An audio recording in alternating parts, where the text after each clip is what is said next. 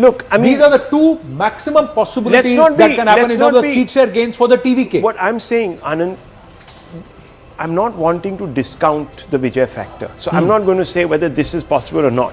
But if this is possible, it means that at some level, you have a large number of people who've decided that they don't either want the AIDMK or the DMK. Yes. My question is why? Abhijit Iyer Mitra, would they stop half house? Would they say, "Theek hai, itna de diya, but I won't give that much more"? Why do you think that would happen? So look, there is definitely fatigue out there with both parties. This we can all agree to. And if you look at Vijay's line, at least in his Tamil speeches, what he's been saying is, see, he's playing very innocent. He's like, you've given both of these guys a chance and they've both betrayed you. Why don't you give me a chance? Yeah, I'll make mistakes, but then I'm the complete outsider. I don't have any insiders around. He's playing that card, right? And that's a fairly powerful card to play. My issue is many, people, myself included, I don't vote for innocent people. I vote for harsh, ruthless people. I do not like voting for innocent cherubs. So this is one issue. The second issue, I want you to look at these numbers out here. They're not very different from the last election. Yes. What is the great thing for the ADMK here is that the voter percentage seems to have recovered from the 2024 Lok Sabha election, which was abysmal. That was something like a 2:1, 46% is to 23% difference. And the 2024 parliamentary base is a wrong base to take. NDA fought separately. If you add up the ADMK and NDA vote, they led in 82 constituencies. My point is, I can't see the NDA go below 82. 82 was possibly a rock bottom in 2024. They were routed. They didn't win a single seat. The other thing is not below say 82. That Vijay has pushed them the down other to thing this, is some of not those below 82. It is unrealistic to expect that Vijay has pushed them down. And also the ADMK on its own, even in its worst, in all its years of existence, has never gone below 61 seats. So that's one point. They've got a solid 22 to 23%, 24% vote share, which is unshakable. It's the incremental that changes the discourse every time. But if you are trying to say that this and this is possible, it cannot be at the expense of only the ADMK. It has to be at the expense of also the DMK, and that seat share will actually come down far much more. Well, there was a scenario. Because the vote share across seats is going to go up. But Anand, there was a scenario where we used a 50-30-20 ratio. And we showed how that would have dented the AIDMK also in that ratio. Correct. But so there is the possibility. I'm saying that qualitatively I'm trying to fix on some of these polls which seem to suggest that TVK is good enough to get 20% of the vote but not 35% of the vote. So I'm not understanding, if the voter is so split in Tamil Nadu, I don't think they're going to waste their votes on somebody who's not going to make a material difference to the overall result and bring back the party that they actually don't want, because there is anti-incumbency. So it just doesn't logically add up. I'll tell you what the problem here is. I think the numerator has changed, but the denominator has also changed. Because what has happened is Vijay has not only cut the DMK votes, he has also cut the ADMK votes. Because see, the DMK was always a ideology-driven party. Yes. The DMK. The ADMK was born as a personality-driven party. Exactly. When you don't have great personalities like MGR or Jayalalitha leading you, and EPS, is a bit like what's our Iranian king, Reza Pahlavi sitting in Iran. When the Americans bomb Tehran, then he comes out. The rest of the time he's quiet. EPS is like that. He does nothing through the 5 years. They've run a coherent campaign. Look, the campaign. He's run a wonderful campaign that is great. Compared to 2024, when they fought separately, you have to be seen throughout. You have to be seen throughout. And see, Jayalalitha was incredible at that. She beat that, the pendulumic swing that we saw happening. So when you don't have a personality-driven campaign, I think Palaniswamy has done a good job. But here's the issue. Vijay is a personality-driven party. He is going to take more personality votes than he is going to take ideology. And what happened to the larger narrative? What happened, Dr. Raman, to the larger narrative? And I'll come to you, Chetan Bhagat. What happened to that larger narrative that, well, it's a one-man army, the TVK, built around a personality but not a cadre? There are booths where there were hardly booth agents to be found in rural areas. I've spoken to so many, people in the village side who said, look, there were only two parties sitting in the booth agent as booth agents. TVK didn't have. And look, the point is, I think that somewhere the pollsters are getting carried away by the hype. Yeah. You look at it, you look at Instagram, you look social media, Facebook, 100%. You don't see anything except DMK ads and Vijay. No, see, right? there is no. So, and the voter is also extremely vocal. You know, normally there is a silent voter who keeps quiet. Just one point. Rahul made a point that let's say he pinches 50% of his votes or 50% from DMK or ADMK, 50, 30, 20 and 20 from the others. Even then in that scenario, and Rahul, we should tell our viewers that that TVK was not pulling seats till the time they got 30% vote share. Yes, right. Across 234 seats. I keep saying that. See, we may get this wrong. Okay, let's say we may get this. We may get this wrong. We may get this wrong. My question is this number of seats that is being given to the TVK. No, that's what makes me question how these pollsters have done the math. That's where there are this may go this way. It's all right. But this seat share being given to the TVK. So that's where the question Chennai is how they've done the math. I'll qualify that slightly. I go back to the Prajarajyam example, where Chiranjeevi with a very low vote share was able to win 18 seats. Now, that was because it was a concentrated vote limited to a few districts and so on, because his community was there. Now, when you come to Vijay, outside Chennai, there is no concentration of Vijay's vote. Maybe 6-7 constituencies. Just 1 second. Let me just bring in Vivek Narayan, who is looking at this from the ground level also. So let's go straight across to Vivek Narayan. Vivek, thanks for joining us. Affiliate channel of CNN News 18. The bureau, the managing editor of All South for CNN News 18 and the TV 18 network. So, Vivek, put this into perspective for us. There is a huge debate around the table here about the TVK's numbers. Either they have manifested themselves to the position of winning, or he ends up in no man's land. What is happening here? Well, it's very clear, Rahul, from the debate that we are having in our studios in Delhi, that Vijay is the X factor. And where will the X factor affect? Well, everybody knows, everybody's been saying that it's going to be between 15 and 25, 20% perhaps. But what I have seen on the ground, I do agree a lot with and respect Dr. Sumant Raman's point of view. But I did see a lot of impromptu crowd, especially young crowd, women coming for Vijay. I mean, when you ask people, I mean, this is something that you have seen only in advertising industry. When you speak with people, you do hear senior citizens also being said, they are being told by their children that Tata, Pati, when you go out to vote Dada Dadi, make sure you vote for Vijay.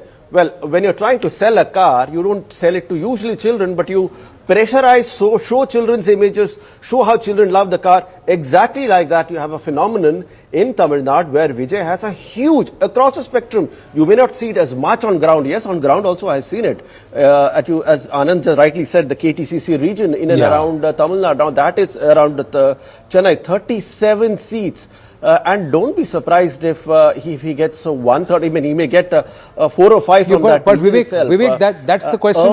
Semi-urban region, he's doing very well, Anand. Vivek, KTCC 37 seats you said, but who dominates those 37 seats? If he's going to win those seats, he's going to hurt the DMK, because the DMK has 36 out of those seats currently in terms of projections. And then the seats are being given to the DMK. They have to have seats in KTCC to get to 120. Now, that's why I'm saying, you would also agree that Vijay will have to poll a certain vote share which is above the overall state average of the DMK and the ADMK. That is, they will have to poll at least 27 to 28% vote share across seats to be able to get these many seats to their name.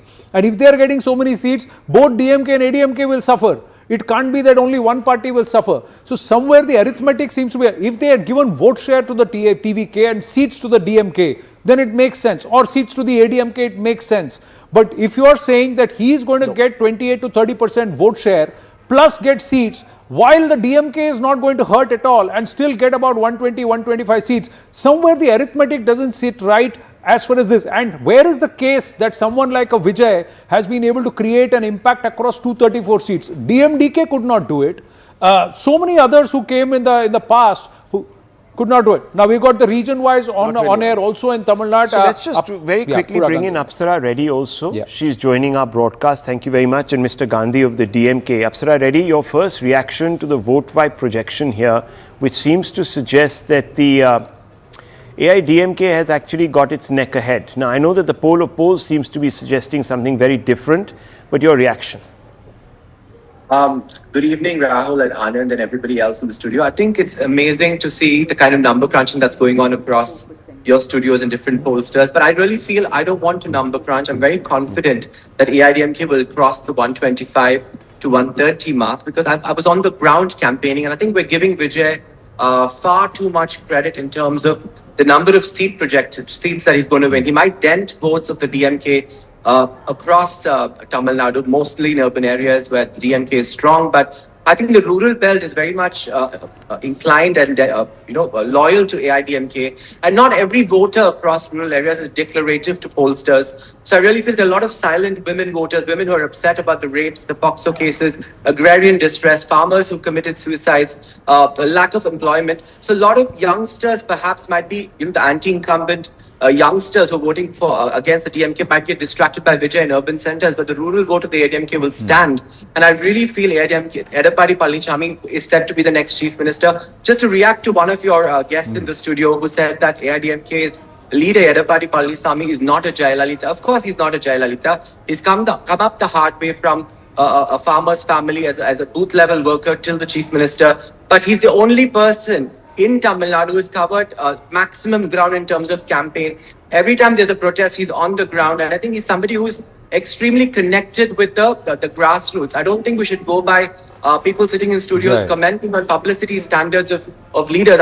Stalin is a great point is, even Apsara Reddy, we must tell our viewers that even when the Jayalalitha aspect happened and the ADMK split, the cadre and the organization stayed with Edappadi Palaniswamy. And EPS is also the only big MBC leader in the fray right now, if you were to see overall, and he has focused on organization of the party. And if you've seen the election campaigns, the two leaders who have had excellent campaigns were EPS in the political space and Vijay, obviously as a film star. But you have to also say that the DMK also did its campaign and it's also strong. I'm not saying no, but Pura Gandhi is with us, just bringing Pura Gandhi.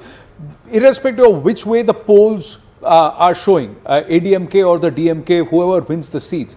My question to you is, do you believe this kind of seat conversion that is being shown by the pollsters for the TVK? Because that will have to dent both parties if he's got to win such number of seats. Your thoughts, Pura Gandhi? No, we don't agree with this particular seat conversion for a simple reason. In the tripartite contest, even assuming that we don't believe there is a tripartite contest, we strongly still believe that the contest is between DMK and ADMK. So Vijay is not even tested. So even assuming that Vijay is going to poll, say for example, 15 to 18%, or even in the worst case scenario, or you give the best case scenario as 23-24%. In the tripartite contest, out of 85% of the total votes polled, a winning party has to have at least 31 to 32% of the votes across the 234 seats. Correct. So Vijay getting 15% or even 18% or even 24% will not get converted to any seat. That's a fundamental issue here. So even in the Chennai suburbs, so say for example Chennai and the rural Chennai is a DMK vote. As far as Chennai is concerned, DMK always maintains a voting percentage of somewhere close to 44 to 45%, the highest margin in Chennai. So Vijay and ADMK also maintains a certain level of percentage, roughly 20 to 23% in Chennai. So to Vijay to win even a Chennai seat, Vijay need to get at least 35%, much higher than in the rural. Therefore, the presumption and assumption that Vijay is 22% or 18% or 15% will get converted into seat, it's not crossing the threshold. He may get some good share, up to 15%, but he's not going to turn up with any number of seats. Even Vijay will not win in Paramur. So GDL and so much. Let me give you a technical point. Whenever a new party comes into the electoral arena, it's difficult for pollsters to gauge what level of vote percentage they might actually poll, because all your projections are in reference to the past voting trends. So when you don't have anything as the past voting trend, whether you will end up at 10, 15, 20, it becomes difficult to gauge. So therefore, one of them is right. I don't know which one of them. But I will not rule out anything. Yeah, arithmetically, Anand, there is a threshold for conversion into seats. Chetan Bhagat, yeah, Chetan. You know, Tamil Nadu, like he said, is missing its movie stars. MGR, Jayalalitha is gone. It's a land of Rajnikant. They see them as gods. They see them as more than God. They need it. They need it. And AIDMK is not giving it. DMK cannot give it. So here comes an alternative. Exit polls are predicting 19%. Compare it to a Prashant Kishore who didn't have. What was missing? Prashant Kishore didn't have the stardom. To be fair, Udaynidhi has acted in movies. Okay, but you can't compare Vijay with any actor. You can compare Udaynidhi, you can compare him with even Vijay Kant. He's far bigger. But whether he will convert into votes is he will. Because for a voter for the youth who doesn't identify probably with Dravidian politics, who has never seen Karunanidhi and that doesn't identify with that, who doesn't identify with even the cult of Jayalalitha, you know, for them, this is a new kind of a phenomenon out here. Yeah. So I can quite understand that they would want to vote. Will they vote so phenomenally large numbers? Because, you know, as Sumant was saying that, why is every voluble voter a TVK voter? Yeah, see, the silent voter is supposedly an AIDMK voter. You never know. Dr. Raman, my point is, if there are people who have made up their mind that the DMK is not their cup of tea, because it's let them down for whatever reasons, the AIDMK is a non-starter, then why wouldn't they go and bet on TVK whole hog? Yeah, that's why would you have a situation? Rahul, let me tell you this. A week before the election, there was hardly any talk of Vijay sweeping the polls and so on. True, last minute it happened, yeah. On the day of the vote, I voted TVK, and then the buzz sort of started from, you know, with, so many people are saying we voted TVK. So there, you know what, my child asked me to vote for TVK. You know, that kind of a thing was what was spread. Is that enough in terms, are they just the voluble voter?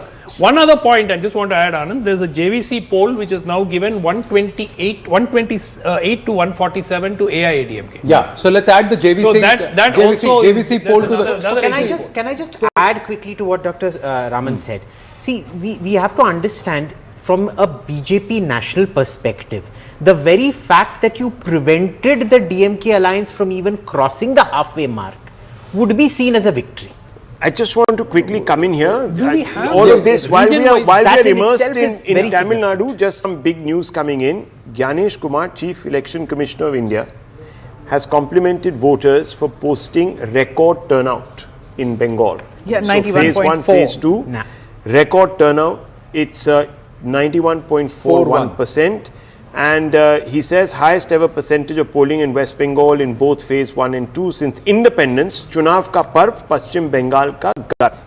So the pride of phase 1 and phase 2 West mirror Bengal, each other, almost mirror each other. Of course, this phase is slightly less than phase 1, which is 93%, I think. So 93 and 91%, but fundamentally, it's phenomenal. Rahul, repeatedly on your show, I've said this, that, you know, the leaders of this opposition parties going on pillorying the election commission, the people of the country have absolute faith in the process as well as the commission. Now, coming back to Tamil Nadu. I disagree there. They have faith in the process overall. That is also coming. And see, there are a lot of questions for which there haven't been answers. I'll give you a simple example, Rahul. Tell me the number of people who voted in Tamil Nadu, number of actual votes cast in each constituency. Is that a secret? I understand what you're saying. There have been protest against the election commission. Is it not the duty of the election commission to put that data? Where do you see? Did anybody go? I don't agree with you. People voted. Today is 29. Where is the data? Let's go back to Tamil Nadu because our focus. Let's go to region-wise. Anand, let's go to the region-wise. Region-wise, I'm just putting out something here for our viewers to also grasp why we are saying, and the question exercise. I got nothing against Vijay or the TVK. I must say that I'm a huge fan of Vijay, viewers. The point, the whole exercise of understanding this deep dive of the arithmetic conundrum or the complexity of Tamil Nadu started with this question of how can Vijay win? What does Vijay and TVK need to do to win? And let's start with just rural Tamil Nadu.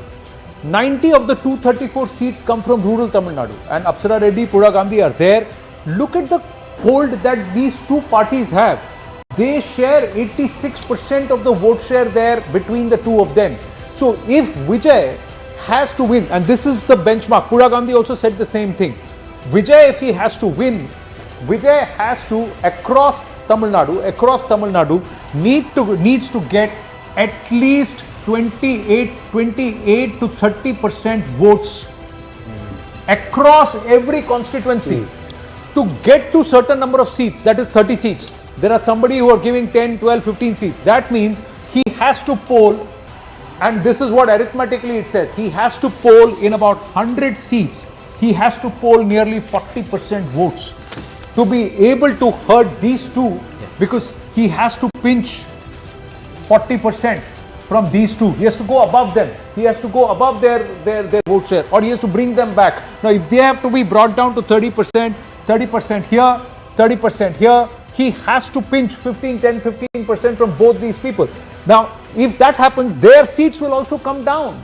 They won't hold on to these seats. So this arithmetically, this happening, and that too in rural Tamil Nadu, TVK has no presence. So let's just go and Rural see Tamil Nadu, this so whole there are two region, things. TVK has no presence. No, one understands all of that. But look, there are certain pollsters who are casting certain votes, right? So let's have a look at the region-wise in vote-wise and get a sense of where these votes are coming from, and also the vote share, viewers.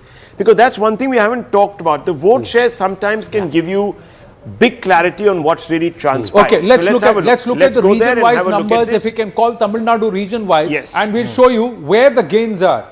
I've not looked at the numbers, and I'm just saying that it will be in KTCC and in South where Vijay will make a dent. Let's look at it. 19 to 21 seats, DMK, because anti-incumbency, his campaign was against Stalin and DMK in KTCC, and that's where he is getting 3 to 5 seats.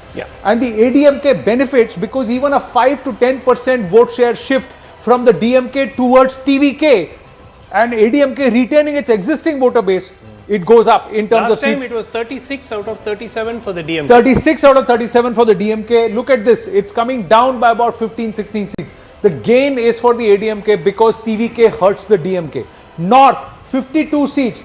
18 to 20 seats to the DMK. No seats for the TVK. Why? But they have pinched about 10 to 12% away from the DMK. Not hurting the ADMK as much because his campaign has been against the DMK. And that's why the ADMK goes up in its seat shareholding. That's the vote vibe calculation. West is again 50 seats. This is the Congo belt also comes into this west region. Again, this is supposed to be... Apparently, according to the vote shares, which we'll come to region-wise, I just want to quickly bring your attention to the fact that in KTCC, one second, TVK is picking up. In KTCC, TVK is picking up about 21% of the vote. Correct. In the north, picking up about 15%. 15%. So no seats. 13.9% in Delta. In Delta. So in no South, seats again. 16.7%. South in West, let's picking move up, to the next region. Let's just pick in West, picking up 14.6. Can you move forward on Delta and after that bring South in also? That's right. So we'll bring the South. Let's bring South in also here. So there is traction only really in the KTCC belt where he's got 21% of the vote. Everything else KTCC and there will be some traction in the south and in the Delta region because Delta is just north of Chennai. South is 16.7, which is, you're right, which is the second highest after KTCC, but by a big gap. Now, the interesting thing is, in Christian voters, among Christian voters, 23.5% of the vote. Muslims 13.6%. And upper caste Hindus 19.8%, OBC 14.6%, STs 15.7% and SCs 16.5%. Right. Now the upper caste Hindus largely in the KTCC belt, Christians in the south KTCC belt, Muslims are coming again in the south and some in the west. That's where and of course in the KTCC belt. See, this is where he is gaining his seats. Where are the other seat share gains? Look at North. This is again about 140 seats. Can I come in, please? No. If he gets 8 to 15% of the vote share, randomly I'm talking about, if he gets 8 to 15% of the vote share, he doesn't need to win seats. He's going to make a dent on the outcome of these results. Correct, and that's why we are saying it's hurting the DMK chances because they are the ones fighting anti-incumbency. His campaign has been against Stalin. He didn't call Edappadi Palaniswamy an uncle. He called Stalin an uncle. So the jibes were against the jibes were against the DMK. That's how the. But he could always, in a post-election scenario, he could go with them. He's not made clear who he will Whether go he with. goes or not is a different. I'm looking at the projections. I'm looking at what the other pollsters are done. No, 1 minute. The logic of vote wise. Uncle is not, 1 minute. Uncle is not an insult. You know, it's not He's Twitter. used I mean, as a term- Tamilian, you should know this. He's used the term Tiya Sakti, evil force for the DMK. The entire election, he has called it a battle between Tiya Sakti, which is evil force, and Tuya Sakti, which he calls for himself, which is a pure force of good. You remember Arvind Kejriwal's first election in Congress? So that kind of narrative he has set. This is the IPAC playbook. Yeah. The point is, Anand, Oh, we'll see on 4th. those seats in the south and delta, I mean, look, I've gone through 234 of those seats. South, the seats that the Christian seats, DMK, Congress combined wins by 40,000, 50,000 votes. So this time Even they if may win by Vijay 20,000 votes, even if there is an erosion, but they will still win. They will because still the win. polls in these Can I seats add are to so what strong. Dr. So Raman that's is why saying? this math done by some of the pollsters, because I've spent time in Tamil, I'm invested, I'm a Tamilian, so I've tried to understand what's going to happen. Can there be a three-way race at all? And that's deep dive, and that's why it's bamboozling those seat shares that have been given. And how pollsters have done that math is something that I'm trying to understand. Yeah.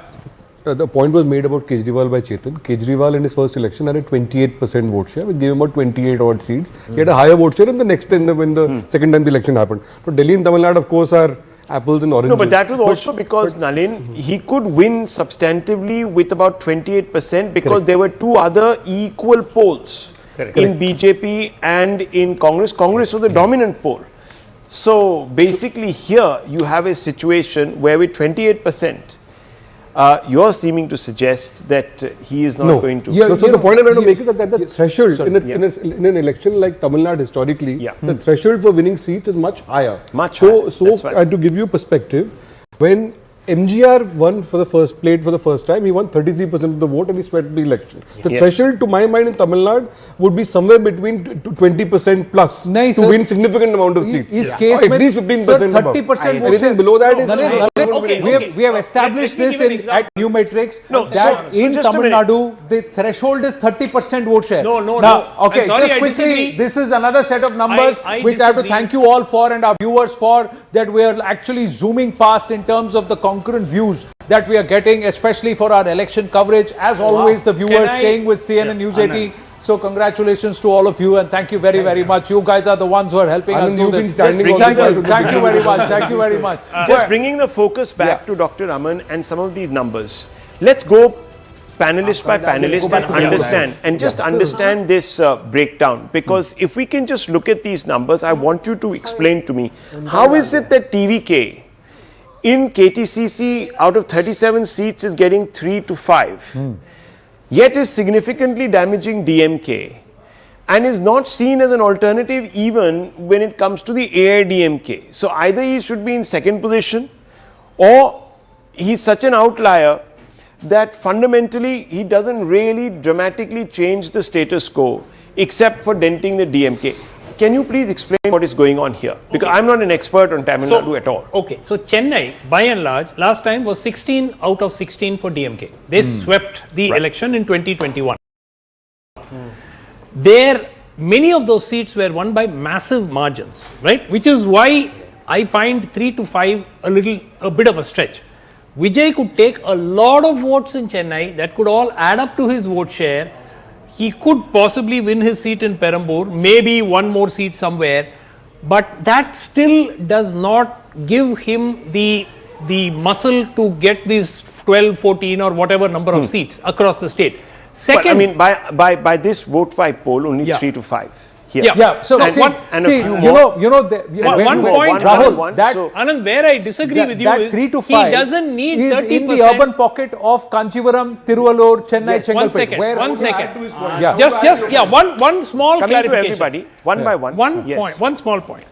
I don't agree that you need 30% to actually. Let me give you the example of a party called the PMK. The PMK has an average of about 5.5% vote share across the state. This is confined to 30 seats. There is no presence in the rest of the 200 odd seats. So therefore, PMK on its own in the past used to win 5 or 6 seats and their overall vote So share you're is proving 25%. my point. I've got to disagree You are with this. proving my point. Because- The because point see, that the I'm trying to PMK make, Abhijit Iyer Mitra, is this. If he's such a big urban phenomena and he's so popular amongst the youth and a large number of women, as the vote share seems to suggest, why is he languishing at 3 to 5? Because in I'm going the to most urban ride part? I'm going to ride off the back of Dr. Sumant Raman's example. See, PMK was very successful because it applied to one constituency, the 1 year belt, and it was getting entirely the 1 year vote. The problem with Joseph Vijay is we don't know who he is plying to.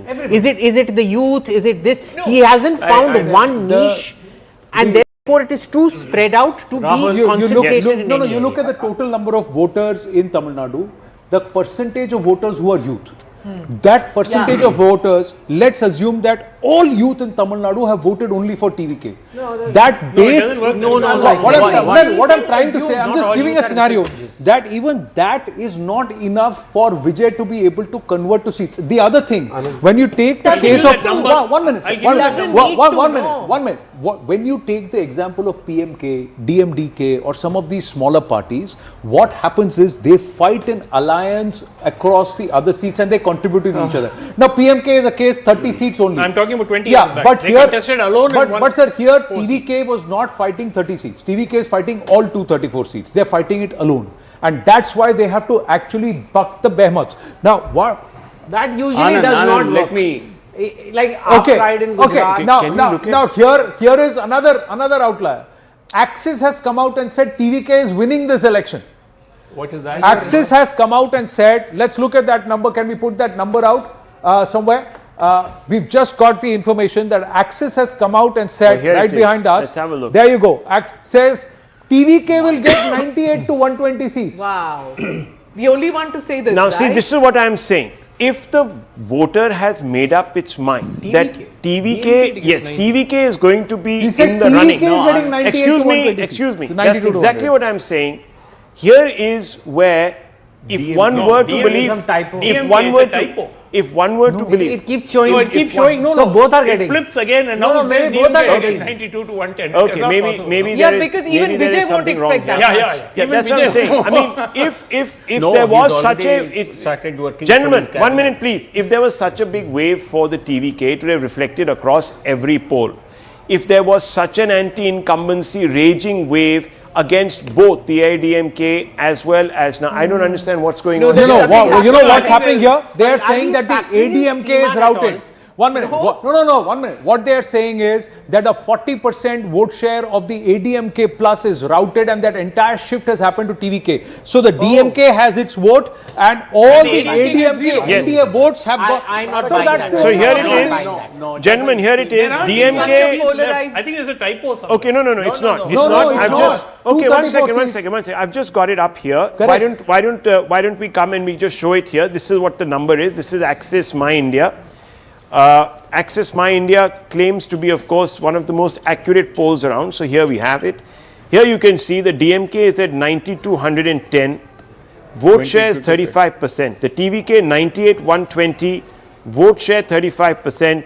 AIDMK 22 to 32 with a vote share of just 23%. Yeah, But 234. out of the This is race, massive still. out of the Whatever race, it is, it NTK is just a very big 3%, number. Yeah. and others are 4%. So this is the outlier poll, but it clearly suggests that there it is. So it's on our screens right there. Now, viewers, this is what we're being told. 92 110 is the DMK. We have the TVK that is in the driver's seat. It needs about 114. If you take a medium of that, you'll probably be at about 110. So just a little shy. And then you have the AIDMK with 22 to 32. So it's a medium of that is about, what would that be, about 26? Yeah. And here, unfortunately for the DMK, they fall short of the halfway mark. So it's TVK all the 100 way. seats. That's right. And Vijay becomes the chief minister, perhaps the first actor after decades Are and you willing decades. to accept that the entire ADMK vote has transferred to TVK? Well, you know, anything can happen. That's what I'm trying to say. If that is the They are assumption. missing Jayalalitha, they are missing their movie star leader. No That's way. what they want, No and they've way. got. But It seems improbable, but every time in elections I've seen that No, this is cannot Arvind. happen. It cannot. Sometimes It cannot. things Sometimes do whole happen. scale Yeah. vote transfer. but he's this qualifying cannot it. This is He's a- saying that the unpredictable can happen is what It's Yeah, up in there are Delhi. So up sometimes Delhi, it's- same thing happened. AIDMK will come Congress, they will give give him the support and they will make the So if Here you you want, have a for situation. sure, he is converting votes into seats. To what extent he does is, I think, You believe he's Now going you to are pull only 100 saying why aren't people people going all You the believe way? he's going to Well, pull they 114 have So gone all the way. that's precisely what I'm saying. In Tamil If Nadu, people have 114 decided that seats. they're going to vote for change, then obviously it's Vijay. They've tried out the other two options for 50, It's a 60 years. rejection of Let me Dravidian finish. politics. I'm telling you, For if 50, this is 60 years No, they've what tried I out. find difficult, This is, Anand, this the is only- a rejection. No. This is a rejection both. of the ADMK. No, that and ADMK the is also NDA. This is Dravidian. an outright. No. ADMK is also No, Dravidian. Anand, One minute. Not DMK NDA. is still at 110.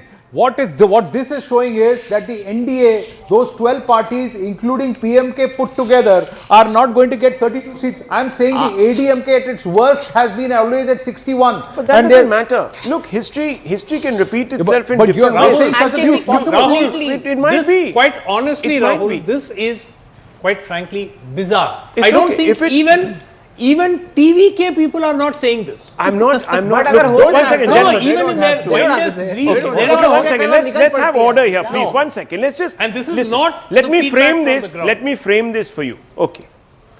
If the voter believes that there is a problem, that two established groupings have not done it justice, right, for all these decades, and Tamil Nadu needs fervent change, they will definitely back then the pretender to the throne, which is Vijay. They will say, okay, if that is the way it is going to be, we're going to go for Vijay. Now I want to ask No, you. that should bring the One second, DMK down. One, no? one by one.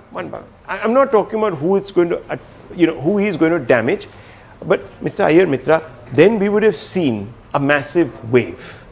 And everyone would have perhaps been talking about this in the lead up. Did you see this wave? Did we see this wave? On the ground, I have not seen any There wave is in no Tamil Nadu. Okay, wave. there is. He told everyone that you need to wear these beige trousers and white shirt And and, there come were out and in vote. some And constituencies throughout a the limited morning, number of there people were who did nobody wear who it. came out to vote. In the afternoon, sure, some of these whistle kunjas came out to vote, but throughout the morning there was absolutely nothing. There is. See, when you see this kind of a wave, this is a very visible wave. You see the trends on the ground. You are not seeing it on the ground. EPS, for all his faults, is not that incompetent to lose in such a spectacular fashion. And he drew massive crowds. And he drew really massive crowds. crowds. Like we said, But he that may was have true. been That absentee was during true the of 5 the years, but his NDA campaign was in the fantastic. Lok Sabha elections also. Massive crowds. Annamalai was mobbed by people. There was a massive surge of so-called attendance at the rallies. But it didn't translate into votes. It translated into votes. It didn't translate into seats. No, come on. Sir, the BJP came up to say. NDA got, what was it, about 14-15% of Yeah, the so vote? The alliance got 18%. No, but please Alliance got understand. 18%. Please Okay. understand that the NDA, the BJP at that time was fighting on its own without the ADMK, and it was the first time that the BJP on its own across the seats got 15% vote share. That was a standalone BJP vote share. So that's But what. there was no Vijay there. Correct. At that What time. I'm trying to say is at that The time. third poll was the BJP. Yeah, the third. So maybe the BJP that was at the Lok Sabha level, Rahul. That's What what I'm I'm saying. saying. I would love to see TVK get this 120 because I am a Vijay fan. Let's say that. But realistically, on ground, you cannot take away the might of Edappadi Palaniswamy and the ADMK. The ADMK on any given day is assured of a 26% vote share at its worst. At its worst, it's assured of 26%. Excuse me, this 22 to 32 includes PMK, Yeah. includes BJP, and mind you, BJP This does, includes 13 parties, Rahul, much of this it is ADMK plus. complementary vote. How is that possible? This number of axes, they have said 13 parties put together are going to get 30 seats. The ADMK on its own, if it contests, will get 61 seats. Okay, I'm playing just devil's saying this advocate. arithmetic doesn't make sense. Maybe some personalities don't want to upset the incumbent government, but they also want to see somebody else win. So let's slam dunk the ADMK. Who knows, viewers? I'm just saying, let me ask you this in this house before we go. Tushar Gupta is also here. We're just counting down to Bengal and we'll shift focus to Bengal. Let me ask you. My campaign was stitched against you. You are the incumbent. Okay. This is the established challenger to this incumbent. If people want to vote for me, will their voter come and vote for me, or will your voter come and vote for me if there is anti-incumbency? Right now, all pollsters are saying his voter will also challenge, his voter will come and vote for me, and their voter will continue to vote there because there is no, despite the anti-incumbency. This logic is somewhere it defeats the whole thing. And ADMK alliance never, NDA never took on TVK for TVK voters to mobilize in his favor. Correct. The DMK fought this campaign against Vijay. Anyhow, they took on him. The outlier poll right now that everyone is talking about, which has become the national talking point, is the Access My India poll because of this very polarized projection. We are also an outlier. VoteWipe is also an outlier called ADMK as the winner. So now VoteWipe and JVC are the two outliers. No. Yes. Yeah, JVC is not on the list. No, not JVC. Access My India because he's calling TVK. That's a bizarre outlier. Yeah. But there are, if you look at quick point. You know, this is like that line from Harry Potter that the Dark Lord will nominate his own nemesis. You know, when he puts the mark on this thing. So see, I would the want to get DMK Amitabh. focused a lot more on attacking Can we get the Amitabh TVK. Tiwari back into the So you know studio? that they have nominated them as the opposition, possibly knowing the fact and wanting to take away from the ADMK vote. I suspect a lot of what we are seeing is that is what has happened, number one. And number two, there is this thing, given that it is personality based, it was a very smart move on part of the DMK that even if you are anti-DMK, right, anti-incumbency right now, you would not know where to vote. And therefore, you yourself would divide. Sir, and there is one more point. If they have all taken the parliamentary election of 2024 as a base, then everybody's made a mistake because they have not pooled the votes together of the BJP, the PMK, and of course the ADMK and its other allies. So that combination of the vote share has also changed. And that is something the which one reason why one more point. So there's one reason why I have a problem. The only reason I have a problem with the Access My India, look, I'm not somebody who knows the caste combinations, etc., etc. Is that, look, if there's so much anti-incumbency that TVK has to fly in and become the savior, how is it that the DMK is still standing? Number Absolutely. one. And second, वही तो question So है. you're punishing. कोई question वही है. अरे anti incumbency इसके खिलाफ, campaign उसके खिलाफ, सीट आपने एडीएमके के कम कर दी. लॉजिक में को समझ नहीं आ रहा. And the Congress, all the Congress vote, or at least a significant amount of it, would have shifted to TVK because throughout TVK said we are pally with Congress. Congress people want us. In fact, Rahul and Stalin never shared the dais. the universal talk in Tamil Nadu is that the allies of the DMK are not doing well. Correct. Okay. That They would have itself shifted is to 40 or TVK. 50 seats. So then here we how are. are these seats possible? I just have a feeling there should be a column change here, except for VoteWipe. For the rest, it should be like this.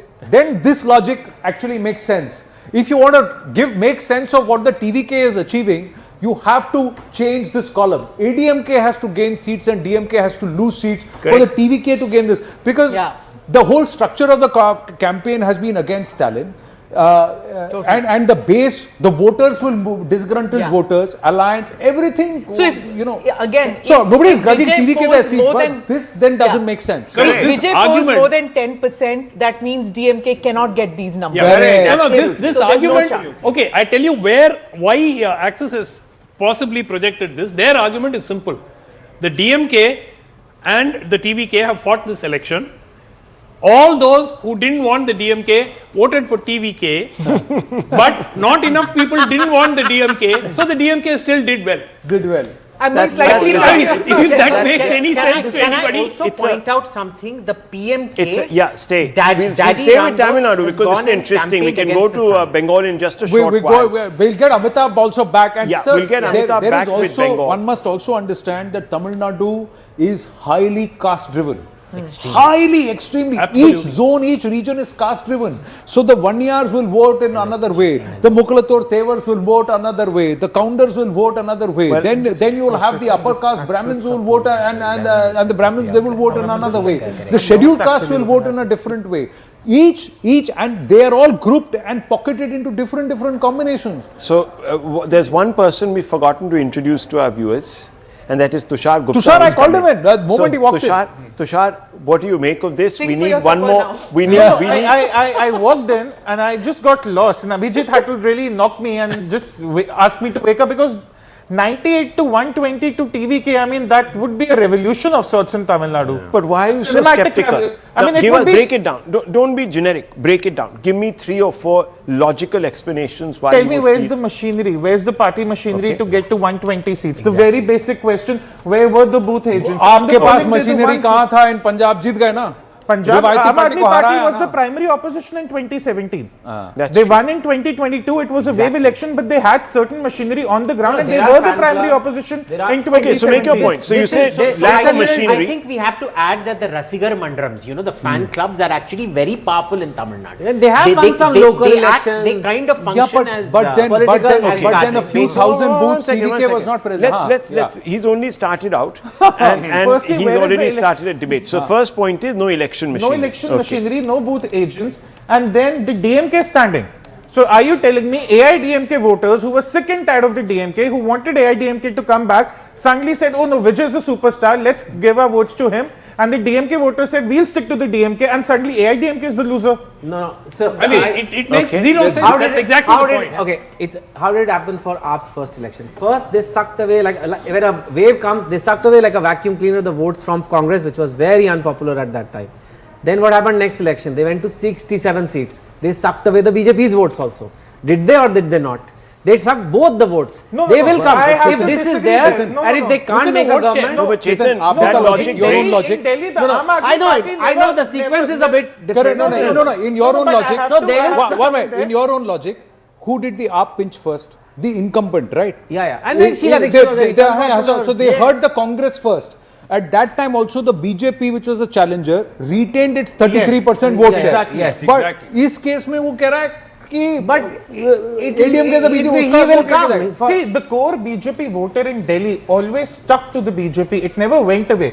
This It went logic away in the next says, election. this logic No, says it the did. core There was DMK 2-3% voter. was moved No, up. if you want to make a comparison, here what's happening is Western the core no. DMK voter says, I'm with the DMK. The AIDMK voter who wants a change through AIDMK suddenly looks at Vijay and says, this is my hero. Well, it can happen. You lose hope in your party's leadership. You Not feel at you don't all. have But the in the run-up to You this lose election, hope in DMK, that no. was not DMK का what was voter on the TD ground. के जाएगा. No, that's a ADMK fair का voter question. नहीं जाएगा. No. If you lose if hope I'm in your party AIDMK, leadership, I lose hope in my leadership. I'm not impressed by That's them. not- Agreed, Chetan, I'm agreed. Vijay, man. I mean, Yeah. No, you know, I'll answer that. I'll Bigger answer than that. Amitabh One Bachchan. second. I think No, let's- no, Okay, one second.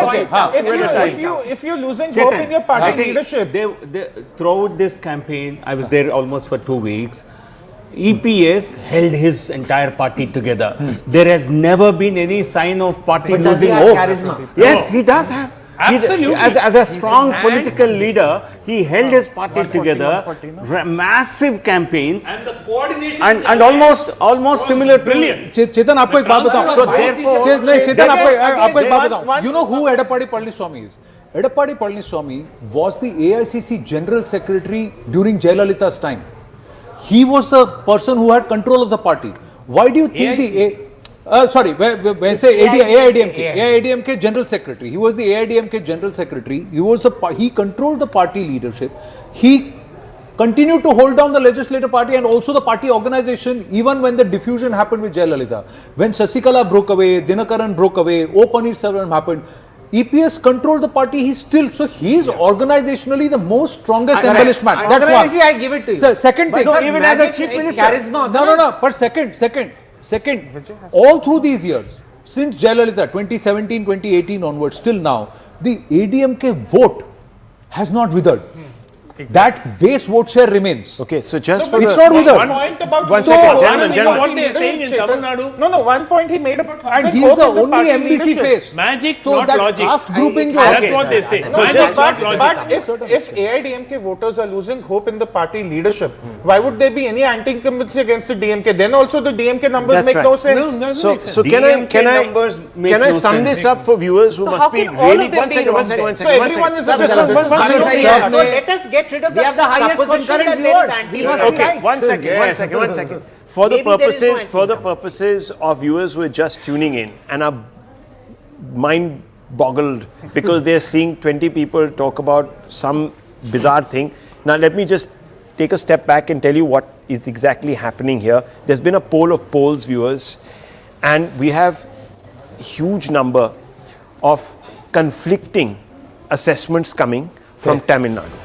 So we have the vote vibe, which is a CNN projection here, CNN News 18, which shows that the DMK will get about 103 to 113. The AIDMK 114 to 124, so just above the halfway mark. And the TVK, which is Vijay, between 4 and 10, so about 6-7 seats. Access My India says the DMK is going to hang in there, is short of the halfway mark. The AIDMK has collapsed completely, and it is a TVK that is going to surge ahead.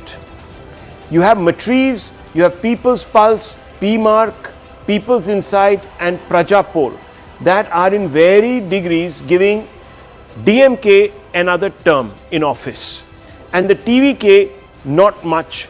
The AIDMK to varying proportions a second place.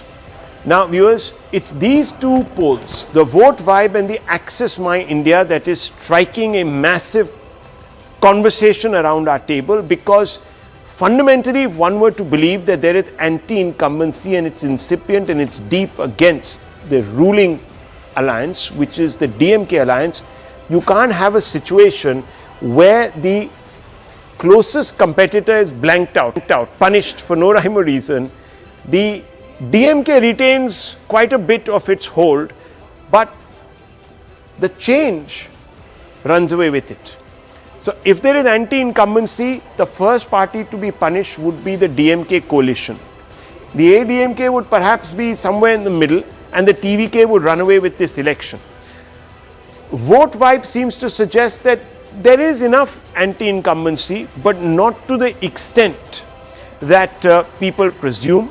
So it's not going to be so decisive, but it will be relatively clear, simple majority for the AIDMK, the challenger, because of its massive coalition alliance, caste alliance, and so on and so forth. But fundamentally, Vijay won't be a factor.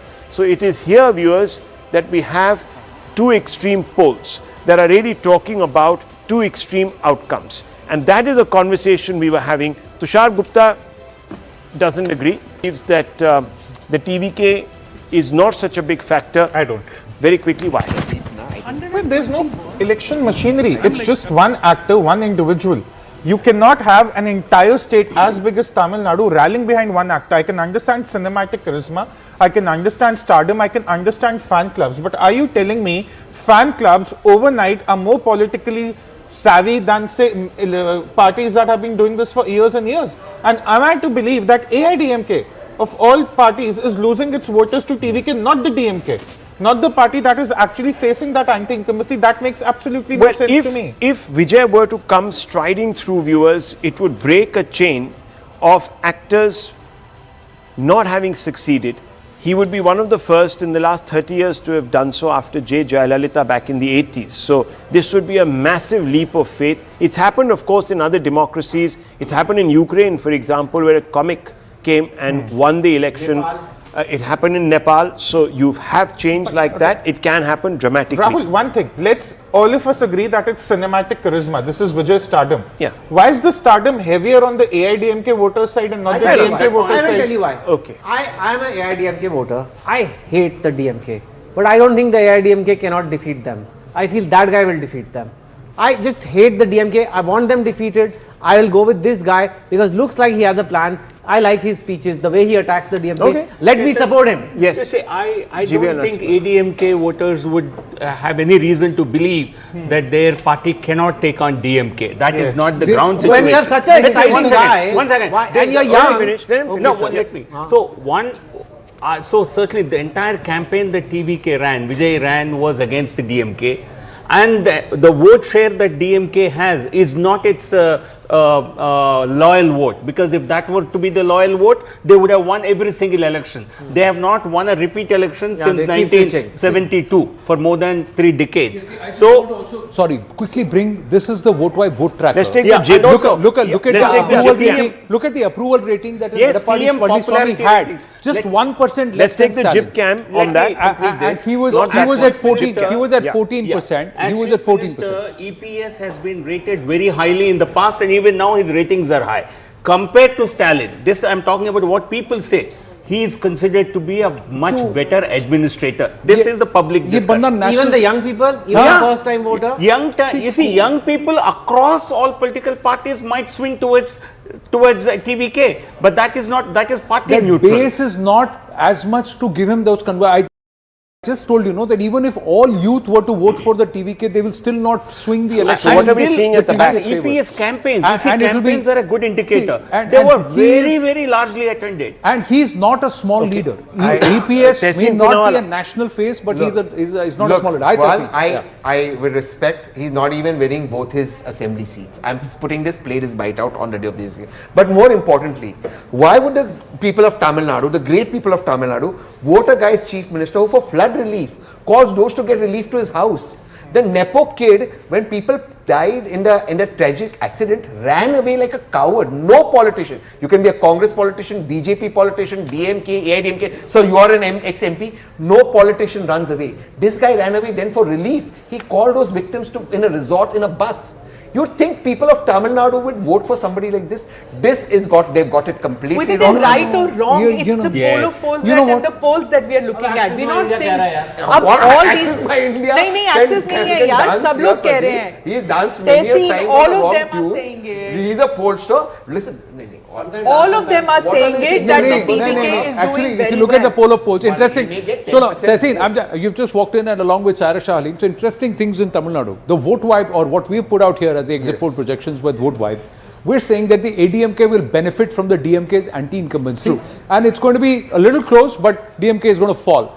And he will pick up votes. He will pick up about 15 to 18% vote share. But seats is not going to be too many. 4 to 10, less than double digits actually. But what Access My India is saying is that there is not so much anti-incumbency against the DMK, but all ADMK supporters are going to move to TVK, Lock, stock, barrel. and it's going to be lock, stock, barrel as in 98 to 1. This is quite bizarre for somebody to project, but they have. So, and then look at the rest. The rest are saying he's going to get seats in double digits, and it's the ADMK plus that will suffer. This combination of 13 parties will suffer, but the DMK will continue to benefit and they will continue to gain.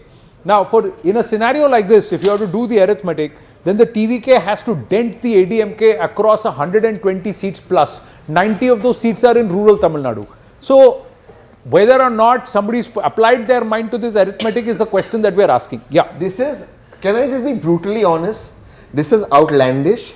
And I think this is great for social media. It gives you great traction. You become the news. If for 3 days, or wo tukka lag gaya na tukka, then you become the expert and you can come and dance here. Otherwise, how many do you remember Pradeep's got wrong? It's not just No, who else is giving him? Nobody else is giving him. Nobody is giving him absolute majority or even close to majority, but being a significant player, 18 What to is 20, people's somebody insight? even What 18 is to this 24, people's 30 to insight? 40. Why is everyone assuming all these votes come from I am Yes, that is the not point. winning both Okay, assembly seats. I'm not gonna. Sir will tell There me. is a local pollster. I disagree with sir, but he'll tell There is a me. local Vijay is not winning pollster in both his Tamil assembly Nadu. seats also. There's a local pollster in Tamil Nadu who usually, when they do these polls in the states and the individual states, they get about 70 to 90% above, they get their projections right. They have gone seat by seat, district by district, region by region, and broken down. And wherever Vijay was going to do well, that is in the urban pockets, the Chennai, Chengalpet, Tiruvallur pockets, in south where the Christian population is a little heavy, he is pinching big votes, 35 to 40% votes. But those are in a limited number of seats. Otherwise, the fight is a two-way fight between the DMK and the ADMK. Wherever he is pinching 10 to 11% votes or vote share, it's the DMK which is hurting more than the ADMK. He's pinching votes from both sides. Their projections on ground mirror or almost mirror what Vote Vibe has come out and projected. And I saw those numbers just now, and it's quite surprising down in Tamil Nadu. Whereas these numbers seem to be inspired by the base as Lok Sabha 2024. And that's where a lot of the pollsters may have got it wrong, because Lok Sabha 2024 should not be the base, because there was no ADMK alliance in its present form. We have first past the post system, right? If these numbers anywhere close to this, that means there's some kind of an anti-incumbency in such a situation. Whether the DMK or the ADMK, if they don't come to first past the post, they will need support.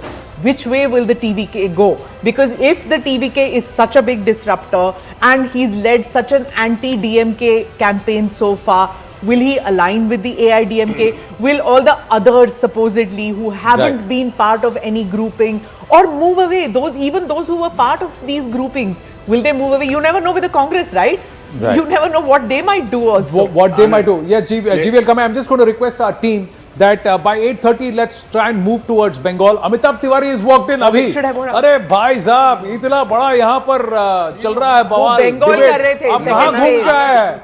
ये projection करके आप कहाँ घूम के आ गए? Anand, I expect you to speak a bit of Tamil. Yes. Because we are discussing Tamil Nadu for such a long time. Sir, ನಾನು ತಮಿಳು ಬೇಸ್ನ ಹಿಂಗೆ ಯಾರು ಪುರಿಯ ನಾನು Tamil What Puriya? Excuse me, just because Abhijit has gone out, I can understand. Go on. Okay. Oh, you can. Okay. See, so I can understand Kannada. So you will be responding Kannada. right. You can do that. Yeah. But I can understand Telugu. Telugu also. So can I. Yeah. Okay. So let me give you a pollster's perspective. One, for new parties sometimes which come on the horizon, it's difficult to predict exactly what their vote share will be because you don't have a base to project. Point number one. Point number two, the ground report suggests that TVK has done much better than you expected. But if anybody had tracked this election over the last 3 months, you cannot have a party suddenly from pre-poll 1 week before election at 15% or 10% going to 35%. It doesn't happen that way. Okay, so if somebody is predicting 100 seats, what was their projection a week ago? Okay, 2 weeks let's ago? Let's ask Amitabh. That's the point. Okay, one second. Also, we're talking Tamil Nadu, we'll talk Bengal very soon. Just 1 second. I just want to bring in Amitabh. Amitabh, there are two polls which are the center of the conversation. One is Vote Vibe, one is Axis. Both have different, very different, absolutely different, one should say, conclusions. First tell me, what do you think of the Axis poll? See, Pradeep Gupta ji is our guru, so Axis poll के बारे में ऐसा कुछ नहीं बोलूँगा मैं. Poll है, उनका opinion है, हमारा opinion. One thing is very clear from all this. If you add ADMK and TVK in most of the polls, it will be largely closer to or higher than DMK's number. There is significant anti-incumbency against DMK. Now the question is whether it splits and helps the DMK, like in some of the polls like Metris 122 to 32, it is just marginally above the halfway mark, which is 118. Or the ADMK being the poll party and a poll Dravidian party and the main opposition party takes benefit of that, which we feel is likely to be, or a newcomer takes benefit of that. Even in Axis My India, if you add TVK and ADMK, in fact, Axis My India is showing lesser numbers for DMK than us, which means that there is higher anti-incumbency according to them. So the state is up for grabs. No, but the point is, and this is a question that I want to ask you, because roughly speaking, the Axis My India and the Vote Vibe projections for DMK are roughly the same. Yes. 10 seats, marginally, yeah. So they're roughly the same. So both of you feel that there's anti-incumbency, but not enough to decimate the DMK. We're not seeing the DMK come down to where the ADMK was in the last election. Yes. So you're saying that there is residual influence left in the DMK to hold on. So there is still welfare schemes. Where you differ is who gets that anti-incumbency vote. Yes. Now I'm asking, if there is a vote for change and there is such a thirst for change, why is the DMK getting still the numbers that it is getting? Why isn't it being flattened out? If there is a thirst for change, shouldn't it be the DMK that punishes, and both the ADMK and the TVK might fight it out? I think somebody was mentioning about what was the 1 week prior number, etc. We have been tracking this, sir has been mentioning. Phase 1 DMK was ahead. Phase 2, when we did almost balance, anybody can win. Phase 3, which was April 6th, the ADMK started to gain advantage of this anti-incumbency. Between then and now, Vijay's campaign has picked up, number one. Number two, this delimitation bogey has come in between. Correct. Now delimitation is an emotional issue in the south, and of all the 4 states, or rather the 2 states, West Bengal and Tamil Nadu, it has some impact over the middle and the urban class. Correct? That's number one. Number two is that Vijay's campaign has picked up, And it seems that he has, if Axis My India poll numbers are correct, he has sought the imagination of this anti-incumbency votes and he is pulling through, whereas we feel that it's the ADMK which has sought this imagination of this anti-incumbent voters. Is it voters probable for the AIDMK and a huge number of caste-based coalition parties to completely implode before Vijay? Or their voters voting for TVK? Because that's what's happened. 1 year vote हट गया, BJP का 15% standalone vote हट गया, ADMK vote 13 party का vote. That question. Yeah. So that's only possible in a scenario when the voters are rejecting both DMK and ADMK. Exactly. That's what I'm saying. So either both the TVK should be getting 160 seats, 170 seats. It can't be that it's a tight, just a little over halfway. Okay. The polls are suggesting. Yes. Also to add one point to it, if the delimitation was the issue, then Vijay should not get that many votes because no, Vijay should not get that many votes because Vijay did not attack the AIDMK as much as he attacked the DMK. So they would think that he would go in an alliance with the BJP. Now, So one important issue. See, TVK as a major factor was not visible even on the ground until 4 days ago. Yeah. If any of these numbers, 30 plus seats were to be evident, this would be a new phenomenon in elections. Impulsive polling. Yeah. Okay. So people have gone in the morning and decided to vote. Viewers, and until then they were But there. only AIDMK voters. We will very No, no, sir. But sir, only AIDMK voters. Absolutely. That's what I'm trying. That's what I'm trying. The issue is not about who wins. Correct. Fourth we will know. But the logic behind DMK has to take a bigger hit. Logic behind this calculation is not there. Now the big reveal from Bengal viewers, phase 1 vote vibe. We will have do, the man before of the we match. do Bengal, I just want to quickly do a quick recap of all the 3 states Sure. so far. Let's Do do, that. a poll of Do polls that. and आपका Do number और फिर आपको पकड़ेंगे, आपको धरेंगे. JVC also, it's also showing that ADMK. नहीं, JVC वाला add किया जाएगा, तमिलनाडु में ऐड करेंगे JVC. Let's look at Kerala. One more to our Tamil Nadu में जो आ रहा है, देखिए सर, देखिए सब दिखा रहे हैं आपको, one by one. Kerala, vote vibe and largely JVC, poll mantra, everywhere. The Rujhan is towards the UDF. The UDF moving away from the LDF and the mandate shifting towards the UDF. That's where it is. The NDA may break into the numbers. JVC gave more generous than vote vibe overall, but maybe 3 to 4 seats. That's what it is for the UDF. So Kerala, it is going towards the UDF. That's how the winds are blowing in one direction, that it is the UDF. So there is a change in government there. That's what the exit polls show. Out of the 140 seats, the UDF should be anywhere between 75 to 80 seats. Let's go across to the next one. That is Assam. In Assam, the clear hit out of the park. It's a one-way game. BJP plus Himanta Biswa Sharma, still a phenomenal mandate. 95 seats is what everybody is saying. 93 to 95 seats is what the BJP will get. So a handsome win, all moving in the same direction. And that's why there are no hurdles or differences, anomalies. In the case of Tamil Nadu, let's look at Tamil Nadu. Two groupings are actually giving. Let's flip to Tamil Nadu. So we have JVC and Vote Vibe, who are actually giving the mandate to the ADMK. There is one that is Axis giving the mandate to TVK, while the rest are saying that the DMK will just about hold on, even as the TVK gains at the cost of the ADMK. This logic is being questioned by a lot. The results will be evident on the 4th of May and we'll know who gets it right. Vote Vibe, JVC, Axis, or the others like Matriz and PMark. We'll see that. Now let's look at Bengal. Bengal, poll of polls first up. Then we'll put the phase 1 numbers here at CNN News 18 exit projections. We are putting out only phase 1 numbers today. Phase 2 will be on the 30th, that's tomorrow. The Rujhan largely is, except for People's Pulse, is towards or in favor of the BJP getting past the post comfortably. So almost all except for People's Strategies, Poll Diary, PMark, JVC and Matriz are saying that the mandate is in favor of the BJP, although JVC seems to have hedged his bets a bit and said that Trinamool may just edge past the post if this scenario happens. But even then, it's the NDA or the BJP that has got its nose ahead in the case of Bengal. Now, Phase 1 numbers, Amit Shah had said 110 seats is what the BJP is confident of getting in phase 1. Record voter turnout.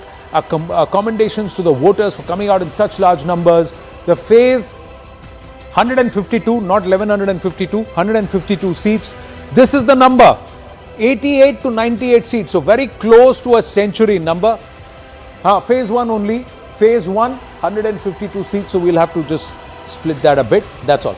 So 51 to 61, 2 to 4 seats to the Congress, nothing to the others. So the Congress may be in, but this is a big win. This is almost nearly doubling Bengal. 55 out of 77 they had got the last time around. So Amitabh Tiwari, your thoughts behind this, why, how, and we'll get into the zones also.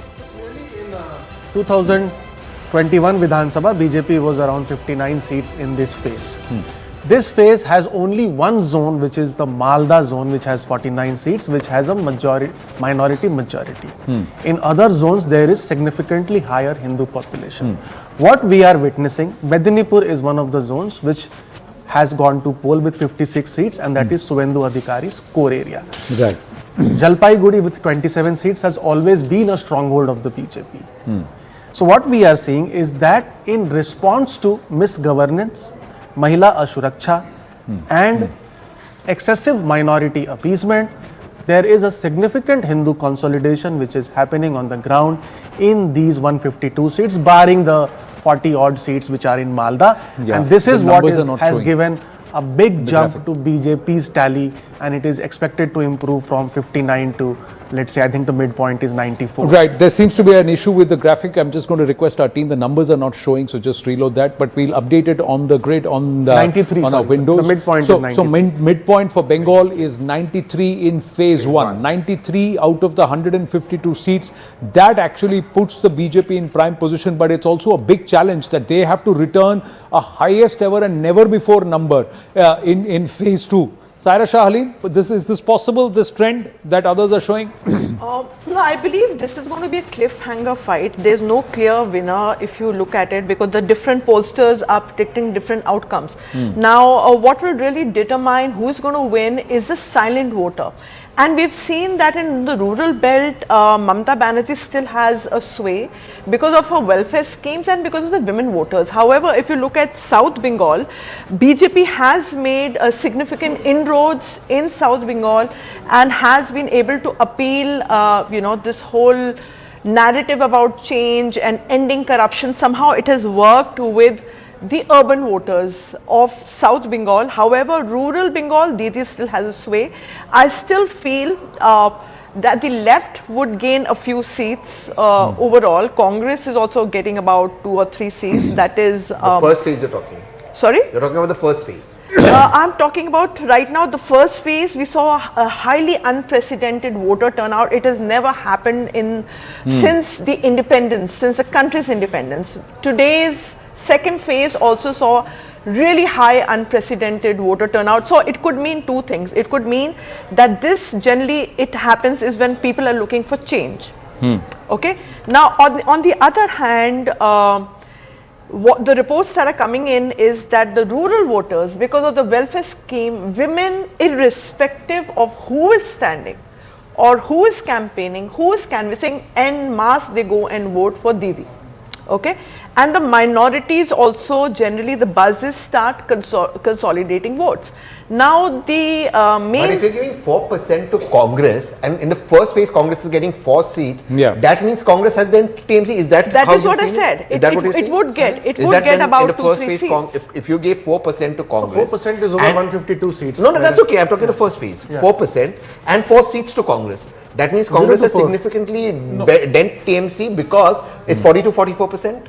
Is that that's why it is denting TMC in the Malda zone. But I'll tell you, of those 152 seats, there were 53 seats which have a Muslim population of more than 30%. Which is what the Mamata Banerjee anyway starts as a favorite in those seats. Now, if the Congress has to dent TMC, it will dent them in those seats. That is where I agree with Amitabh's calculation here. But if he's giving 88 to 90 in the first phase to the BJP, it means they're converting the seats where they were strong. They're converting the seats where they started making inroads in 2024. So this puts them in actually a very good position ahead of the second phase. One more thing, we still cannot quantify the gains the BJP has had because of the organic surge in turnout. Everyone seems to be attributing it to the lower denominator factor, but that is not the case. That is only a half higher, right? That is still only a part overall numbers, absolute numbers also the voters are higher. Also, unless one not just percentage, absolute numbers phase one is higher. One point. 91 seats of these 152 seats. 91. BJP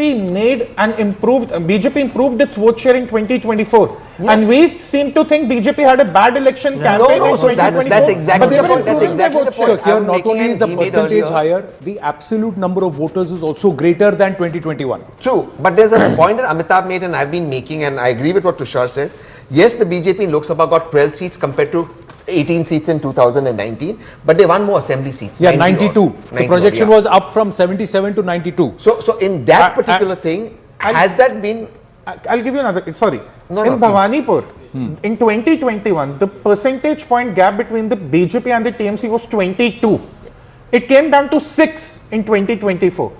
You know, sometimes we are so fixated on the seat count, we forget to look at the vote share. And this is where 2024 was very and on screen, if you see it on screen right now, phase one is a 2% higher vote share for the BJP compared to the Trinamool Congress. So it's for the first time in this phase also 42 and 44%. That's the math is not adding up to me. No, I'll tell you why. But then what's happened is the Congress has eaten a TMC vote, whereas the Congress vote has been cannibalized by the BJP. Has that what's happened? The Congress... Hindu voters have shifted. No, the Hindu voters have shifted from TMC. Plus, there is also others 10% vote share. So the others in the field who have broken away, they have eaten into the Trinamool Congress, and it's not necessarily. No, it's the first phase. This is first phase. So 4% vote share for the Congress party. But this 10% has also eaten into the Trinamool Congress vote share, and the BJP is also benefited with a shift of the Hindu vote from the Trinamool to the BJP. The likes of Humayun Kabir, etc. The likes of Humayun Kabir. Yes, possible. Left parties. The left parties. Left part. GVL Narasimha Rao, will you take this number? Will you take what the pollsters are predicting for phase one? You see, certainly the direction, further consolidation of the BJP vote is evident. The manner in which BJP fought this election at the ground level for the past 6 months, we certainly expected a much bigger increase in the vote share. So this 44 is a gain of how much in the first phase? About 5%? Almost at least 5 to 6%. 5 to 6%. So that is the number that we require You were to really 38 cross something the last mark. time around, so it's 44%. So now. 44. So 5% increase is what the BJP required to wrest power in West Bengal. And we seem to have crossed that according to our own poll, according to your poll, Amitabh Tiwari. And many other polls are also showing that. Compared to Lok Sabha election, I think Lok Sabha election, the issues were different. Here the issue was whether to let Mamata Banerjee to be in power once again or to vote for a change. So that will only add to your gains. Let's go across to Shubhir Bhaumik. Shubhir Bhaumik, the numbers that we are projecting seem to suggest that the BJP is now somewhere getting about 93, 94 seats in the first phase. Your first reactions to this?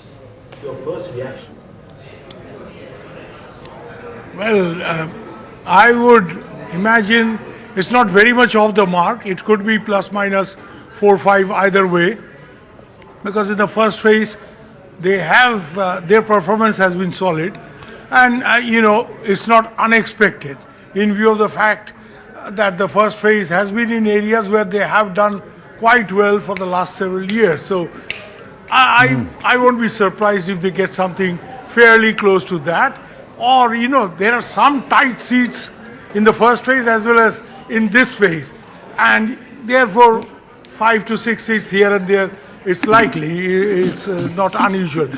But the point is that ultimately, the battle for Bengal will be won and lost. Won or lost, not in the first. Let me go straight across to the hub. This is the real battleground. A hub where both Shubhir Bhaumik and Monojit Mondola. So let's go straight across. Let's join them at the hub. We've set up a small hub, viewers, where we're going to be looking at some of these conversations in details. So thank you very much. Shubir Bhaumik, nice to see you in person. Nice to see you, Mr. Mondol. Fundamentally, we're looking at a situation, and I want to bring in Mr. Mondol here, where it appears that anti-incumbency in first phase seems to have caught up with Mamata Banerjee. Do you think this poll is projecting things right? I know that there's a variance between this poll and some of the other polls. First of all, there is no reason to trust exit poll. That was the case in 2021 and even in 2024. It is unfathomable that 2 years ago the people who voted for Mamata are not going to vote for her. In addition to that, you have that SIR fiasco. I think we're still sticking to the numbers that in the first phase TMC is definitely going to cross 100 marks, and in the second phase it's all TMC. TMC is not going to come down to 20 marks. They are going to increase their vote shares definitely, and also the seat share.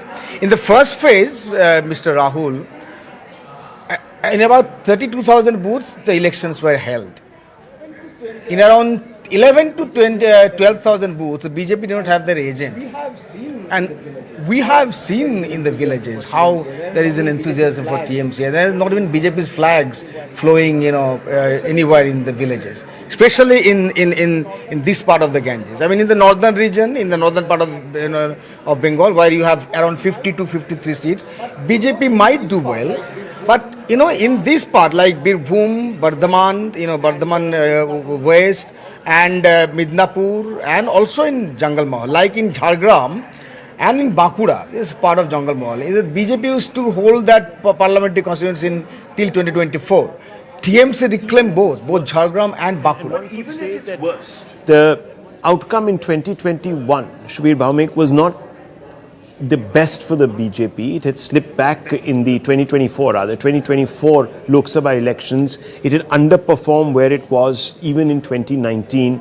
And to some extent, of course, it grew in 2021, so it did well in this particular area in the north.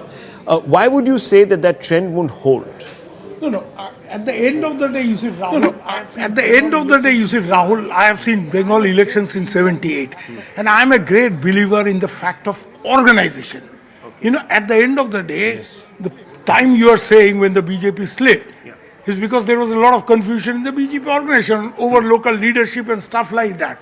At the end of the day, Mr. Modi may be a larger than life factor all over the place. But in Bengal, people definitely, you need local organization, you need local leaders. Just Modi ji ke naam pe chunav jeet jayenge, ye Bengal mein nahi hoga. And what Manojit said is very true. You have also said, one of these days, I think yesterday, or one of these days, you made point about Panchayat election. This is a very weak factor. In 2000 election, Ajit Panja, the veteran, he told me, at that time Mamata was the challenger and left front was in power. He said, your Didi, and he was in her party, your Didi is saying we will win. How is she saying all this? Out of the 60,000 odd booths, can she give agent in more than 25?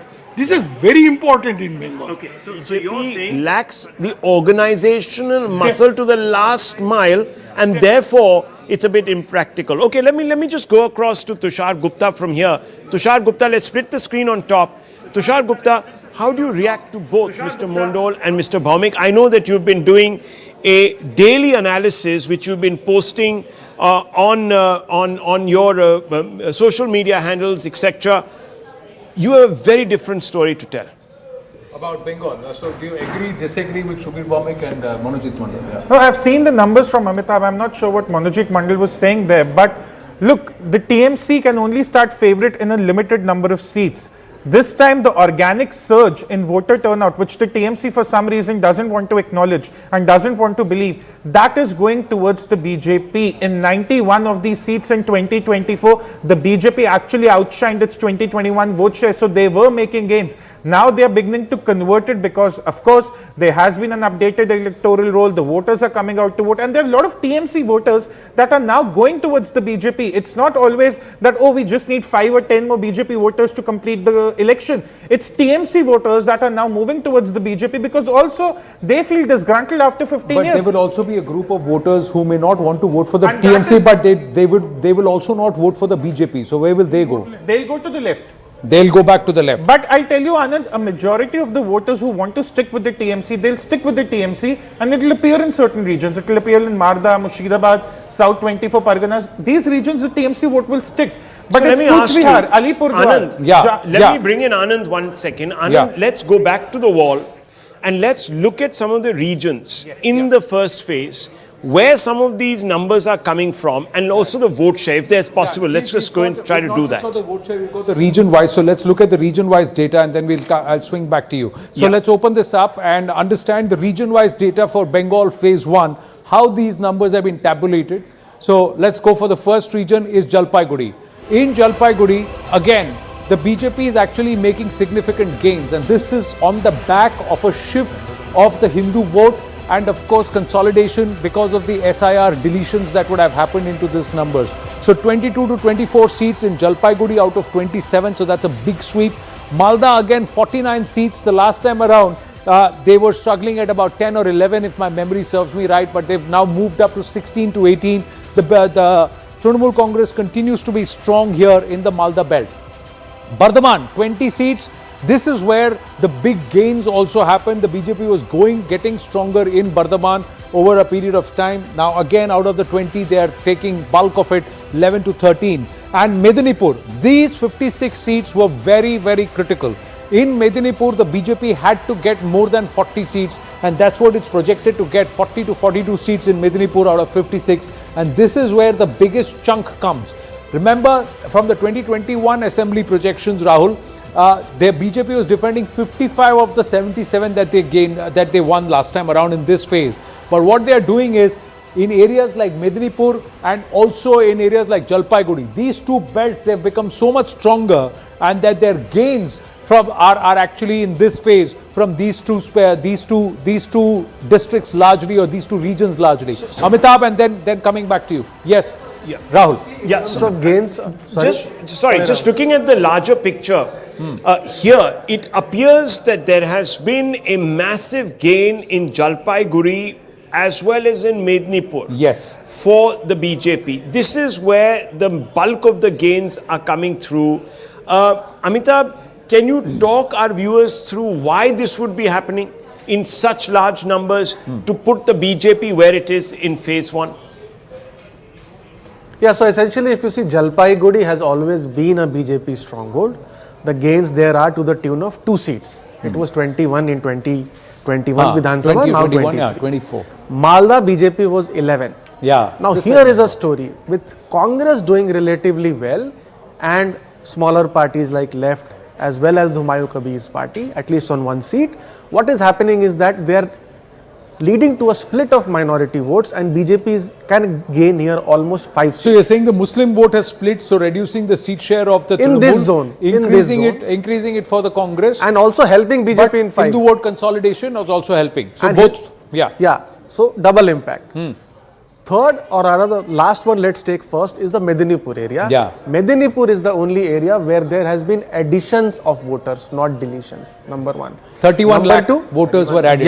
Yeah. Number 2 is that it is Suvendu Adhikari's area, and the Hindu population here is 90%. Here is where the flip is happening. TMC was 33 and BJP was only 23. BJP is getting almost 43 this time, 41, 42. So 18 seats gain here, and a similar thing is happening in Bardhaman, wherein BJP was only 1 seat in 1 district, which is Birhum. So it is gaining here significant number of seats, largely again on account of consolidation of the anti-incumbency vote in these regions and the counter consolidation of the Hindu community because of excessive And Bardhaman has also seen some SIR deletions, isn't it? Yes, all these regions there has have been an seen impact of deletions, SIR but Bardhaman deletions also has, in Bardhaman. Yeah, so SIR deletions have also shaved off the margins, plus the consolidation of the Hindu vote in some of these regions and the diffusion of the Muslim vote in an area like Malda, which 49 seats. Let's get a quick reaction from both Shubir Bhaumik and Mr. Mondol. Shubir Bhaumik, first you. Yeah. Shubir Bhaumik. Do this. No, well, I don't disagree with. I mean, I don't disagree with what has been said, but at the end of the day, these projections are not taking into account some of the seats which has been shown as having shifted. Some of these seats are going to be very, very tough fight, and that could swing either way, even after deletions. Deletions definitely is, putting Trinamool at a disadvantage and BJP at an advantage because of obvious reasons which I don't have to elaborate. But some of these seats are very tight fight and things could swing either way. I've been checking with my sources in intelligence agencies who do quite exhaustive service, and they say that across Bengal, there's something like 47 seats which are going to be very tight fights. Okay, and this is central India. And of course, independent analysis that is easily available were tight fights to begin with. Even in the last election, the BJP ended up at number 2 in about 76, 74 constituencies by not a very long margin. Exactly. So those were tight in any case to begin with. Now you're saying that these tight seats have come down. These tight seats have come down because of swing and BJP's gains for reasons which has already been stated. But at the end of the day, these projections will hold if BJP converts, these tight seats, 10%. Otherwise, I don't see them winning. Now, in view of, these organizational factors and other things I've said, it will very much depend on conversions of tight seats. And that's where organization comes in. Organization not just about, normal perception that Bengal muscle factor and all that. It's about mobilization.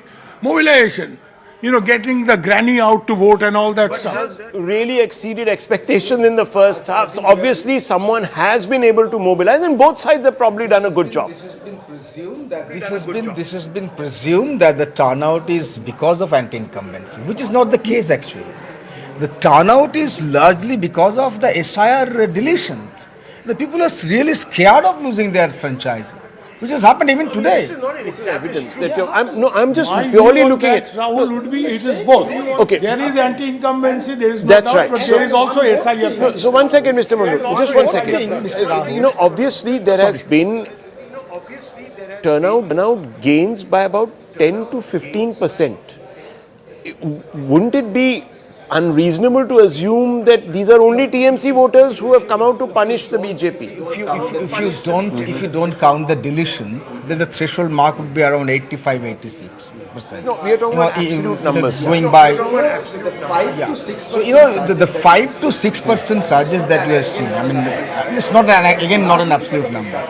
It's largely because of SR deletions. I again repeat, the anti-incumbency factor could be largely neutralized because, remember, 72 MLAs, including 4 sitting ministers, were not given tickets. But it's also an acknowledgement. If you cut it the other way, it's also an acknowledgement that we haven't done a good job. In the local level, it could be there. The 15 years in the government. But in the last moment, Mamta Di also, because of the certain schemes, like was anger, public anger. Two very important aspects. Okay. Two very important aspects, Mr. Rahul.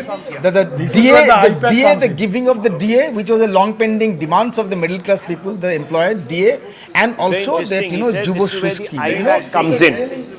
This is where the IPAC comes in. I am sure that people who were not given nomination, the anti-incumbency factor. IPAC did the survey for Trinamool and pointed out something like 80 MLAs who must be changed because there is a local anti-incumbency factor. So anti-incumbency is a fact of life.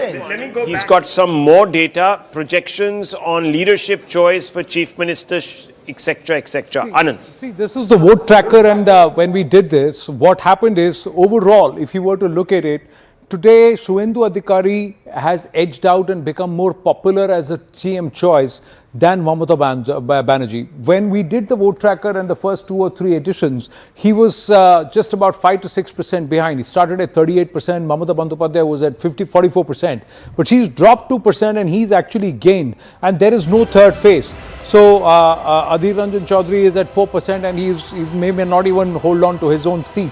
But this shift of Suvendu Adhikari was also evident on ground today, and I'm going to bring it into the studio here, that Shuvendu Adhikari was chasing Mamata Banerjee and he was right at her heels, and it looked like she was actually the one who was hiding in one of those areas in Bhawanipur, whereas he was out on the street walking across to a polling agent of the Trinamool Congress to have some water on a hot day. But he was out there, and there were more people chasing Shuvendu Adhikari this time, even the media, than Mamata Banerjee. So that itself shows that if she is not able to defend Bhawanipur, it's a big challenge, Saira Shah Alim and Tushar Gupta. You know, I think the second phase is a very, very important testing ground for Mamata Banerjee, because South Kolkata, South Bengal has been her major dominant phase.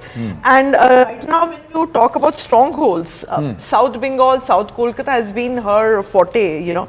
And right now, this entire phase, the second phase, it covers 142 of the states, 294 seats. So the second phase is going to be extremely important. That would actually give the final verdict of who would but I'm asking you on ground, you read the mood, read the pulse. In Kolkata, have you ever seen the Trinamool being so nervous and so... No, they are nervous. Have you ever seen other party cadre being able to walk out so fully? Have you ever seen the voter come out and smile and be ready to interact? There is an anti-incumbency sentiment, especially in South Kolkata, South Bengal, against the Trinamool Congress because of corruption, because of anti-incumbency, because of syndicate and misgovernance.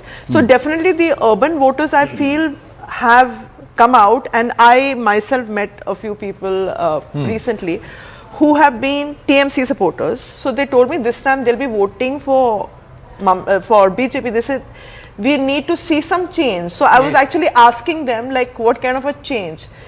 Lesser evil, greater evil, there is another third alternative, but they were determined that they are going to vote for the bigger evil, if I may put it across, because they want to see a change. They want to see a change. It's not about I think the simple insight was they are going to vote against Durniti. Durniti. Durniti is what they said. Everybody said we want to do away with Durniti, misgovernance. Can I give you a mind-blowing statistic right now? Because you said voters coming out to smile. In Bhawanipur, you know what's the percentage point difference in the turnout? 24. 24, I know. We're just going to put out, I'm going to request the team to update the voter turnout by region, like we did in the and then let's put out that comparison. And at 9:45 a.m., you had Mamata Banerjee this morning complaining about the elections being rigged, complaining about the voters and her party members being intimidated, complaining how the central forces were not doing the job properly, and they were not allowing people to vote. That's what you were saying. Camping outside the booth of all places. This is not Mamata Banerjee we are talking about. Yes, Rahul. On that point, let me ask Shubir Bhaumik and Mr. Mondol two questions. Shubir Bhaumik, first to you. We haven't seen in the recent past Mamata Banerjee hitting the streets like she did in Kolkata in the morning of an election. Usually, in the second half, Rahul. Large number. Yes. Yes. Sorry, you're having a conversation. So we said, okay, let's listen in. Okay. Hang on, some confusion. Shubir Bhaumik, very quickly. Mamata Banerjee usually doesn't appear in Kolkata in the first half, usually towards the late afternoon. Do you think this is a sign of nervousness? No, she knew this is a she knew this is a tight election, which is why in her home constituency, which is Bhawanipur, she has to campaign so hard. You know, this Pathasabhas and this and that. Then you're saying if it's tight, that it can of course it can go anywhere. Hypothetically, it can go anywhere. Hypothetically, yes. She has her advantage. She knows the turf. You know, she has her set organization, and Shuvendu essentially is coming. I'm quite amused because at the end of the day, Shuvendu is from her stable. At the end of the day. And equally, but also therefore, equal insider in some ways to the ways of politics in Bengal. So, Mr. Mondol, why would you believe that Suvendu over the last few years, as LOP also, has got a lot of visibility, has not been able to raise his profile to the point where perhaps he's even challenging her? Let me also bring in Swapan Das Gupta here. Swapan Das Gupta, thank you very much for joining us. I know that you're candidate. It's been a long, arduous day for you. How are you reading the mood? Our poll, first phase, we've put out and we're giving the TMC second dibs, really. We've put the BJP up there, mean number 93 in the first phase. What's your reading? Do you think it's an accurate assessment? Do you think we've underestimating And if you were to project further into phase 2, the phase that today you found yourself sort of in the middle of, what's your expectation? What's your assessment? You know, Rahul, what I find is very interesting about this election, particularly in the 2 phases, is the spike in the turnout. And I think that, to my mind, will tell the entire story of this election, because it's not about SIR, it's not about anything else. It's very basically, it has turned out to be a referendum on the very integrity and survival of West Bengal. And at least that's the issue I found which resonates most on the doorstep and among people of different classes, etc. So this election could well be it's called a sort of a landmark election insofar as that it overturns a lot of existing assumptions of both psephology as well as political behavior. It could be, you know, I mean, or we could well be talking about a false dawn. But my own sense is that, now I'm not getting into the numbers game, but very, very carefully, I just want to say is that there is a profound mood of exasperation in West Bengal and a desire to make a new beginning.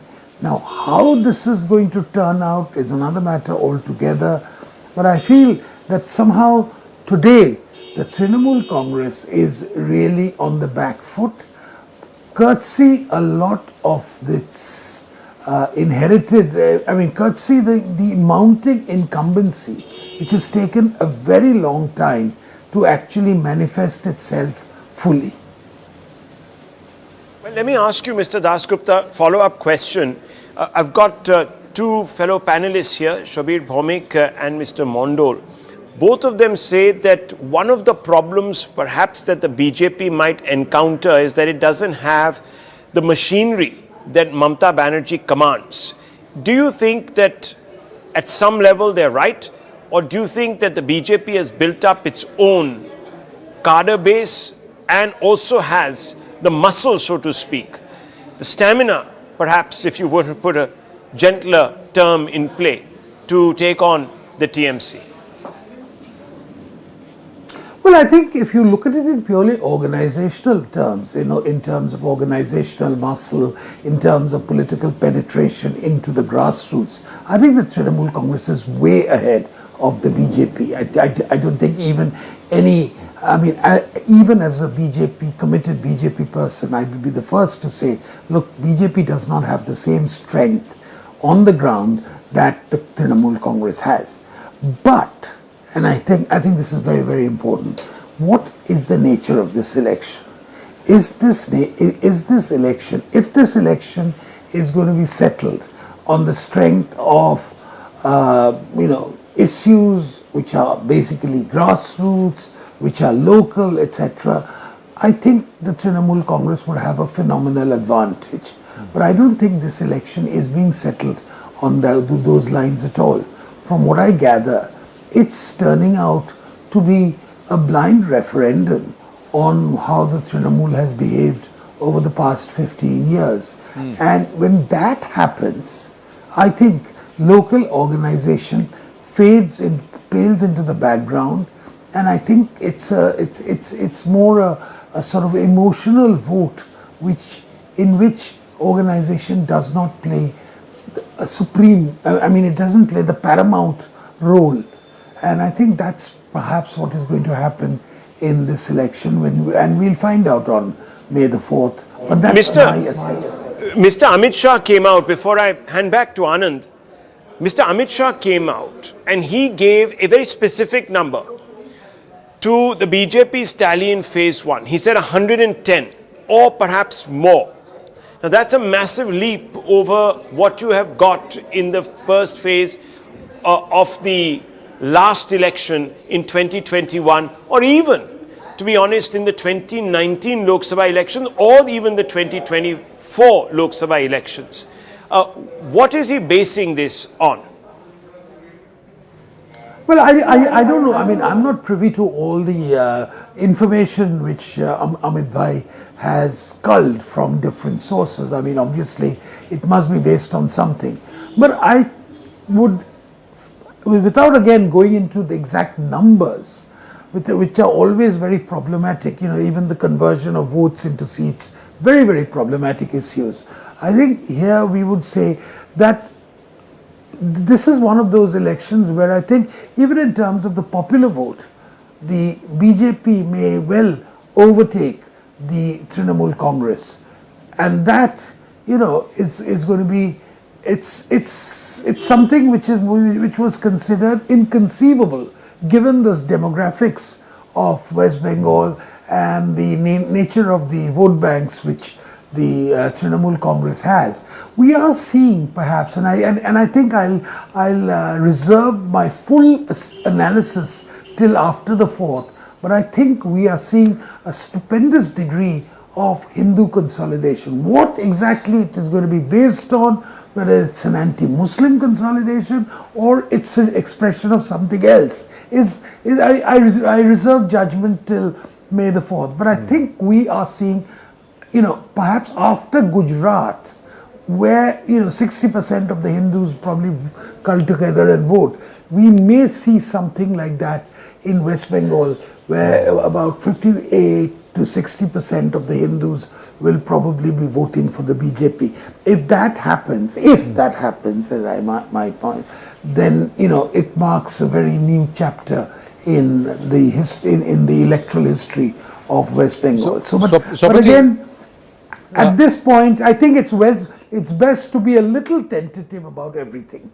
So, Swapanji, what you're saying is that there will be at least a 15 to 18% jump in the Hindu vote towards the BJP compared to the past, because that was about 40%. But in Rash Bihari, you made a very interesting point in your first comment, that there was a sentiment on ground. No,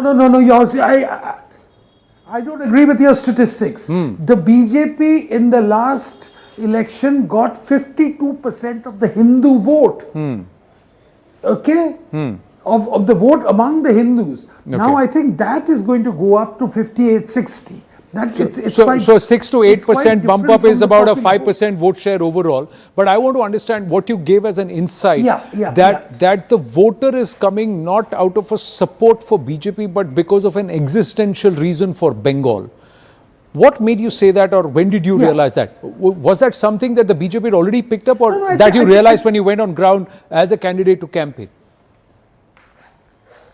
No. You see, the BJP was the only alternative to the Trinamool Congress, despite all its imperfections, despite all its shortcomings, etc. In West Bengal. There was no one else to challenge the Trinamool Congress apart from the BJP. Now, that positioning as the foremost alternative to the Trinamool has taken a lot of time to happen. It hasn't happened overnight, and I think it's a process which began in 2019, and I think we are seeing its culmination in 2026. The other parties like the Congress or the CPM are not, may have certain local resonance, but they are not seen as an alternative to the CPM. I'm sorry, to the Trinamool Congress. The BJP is.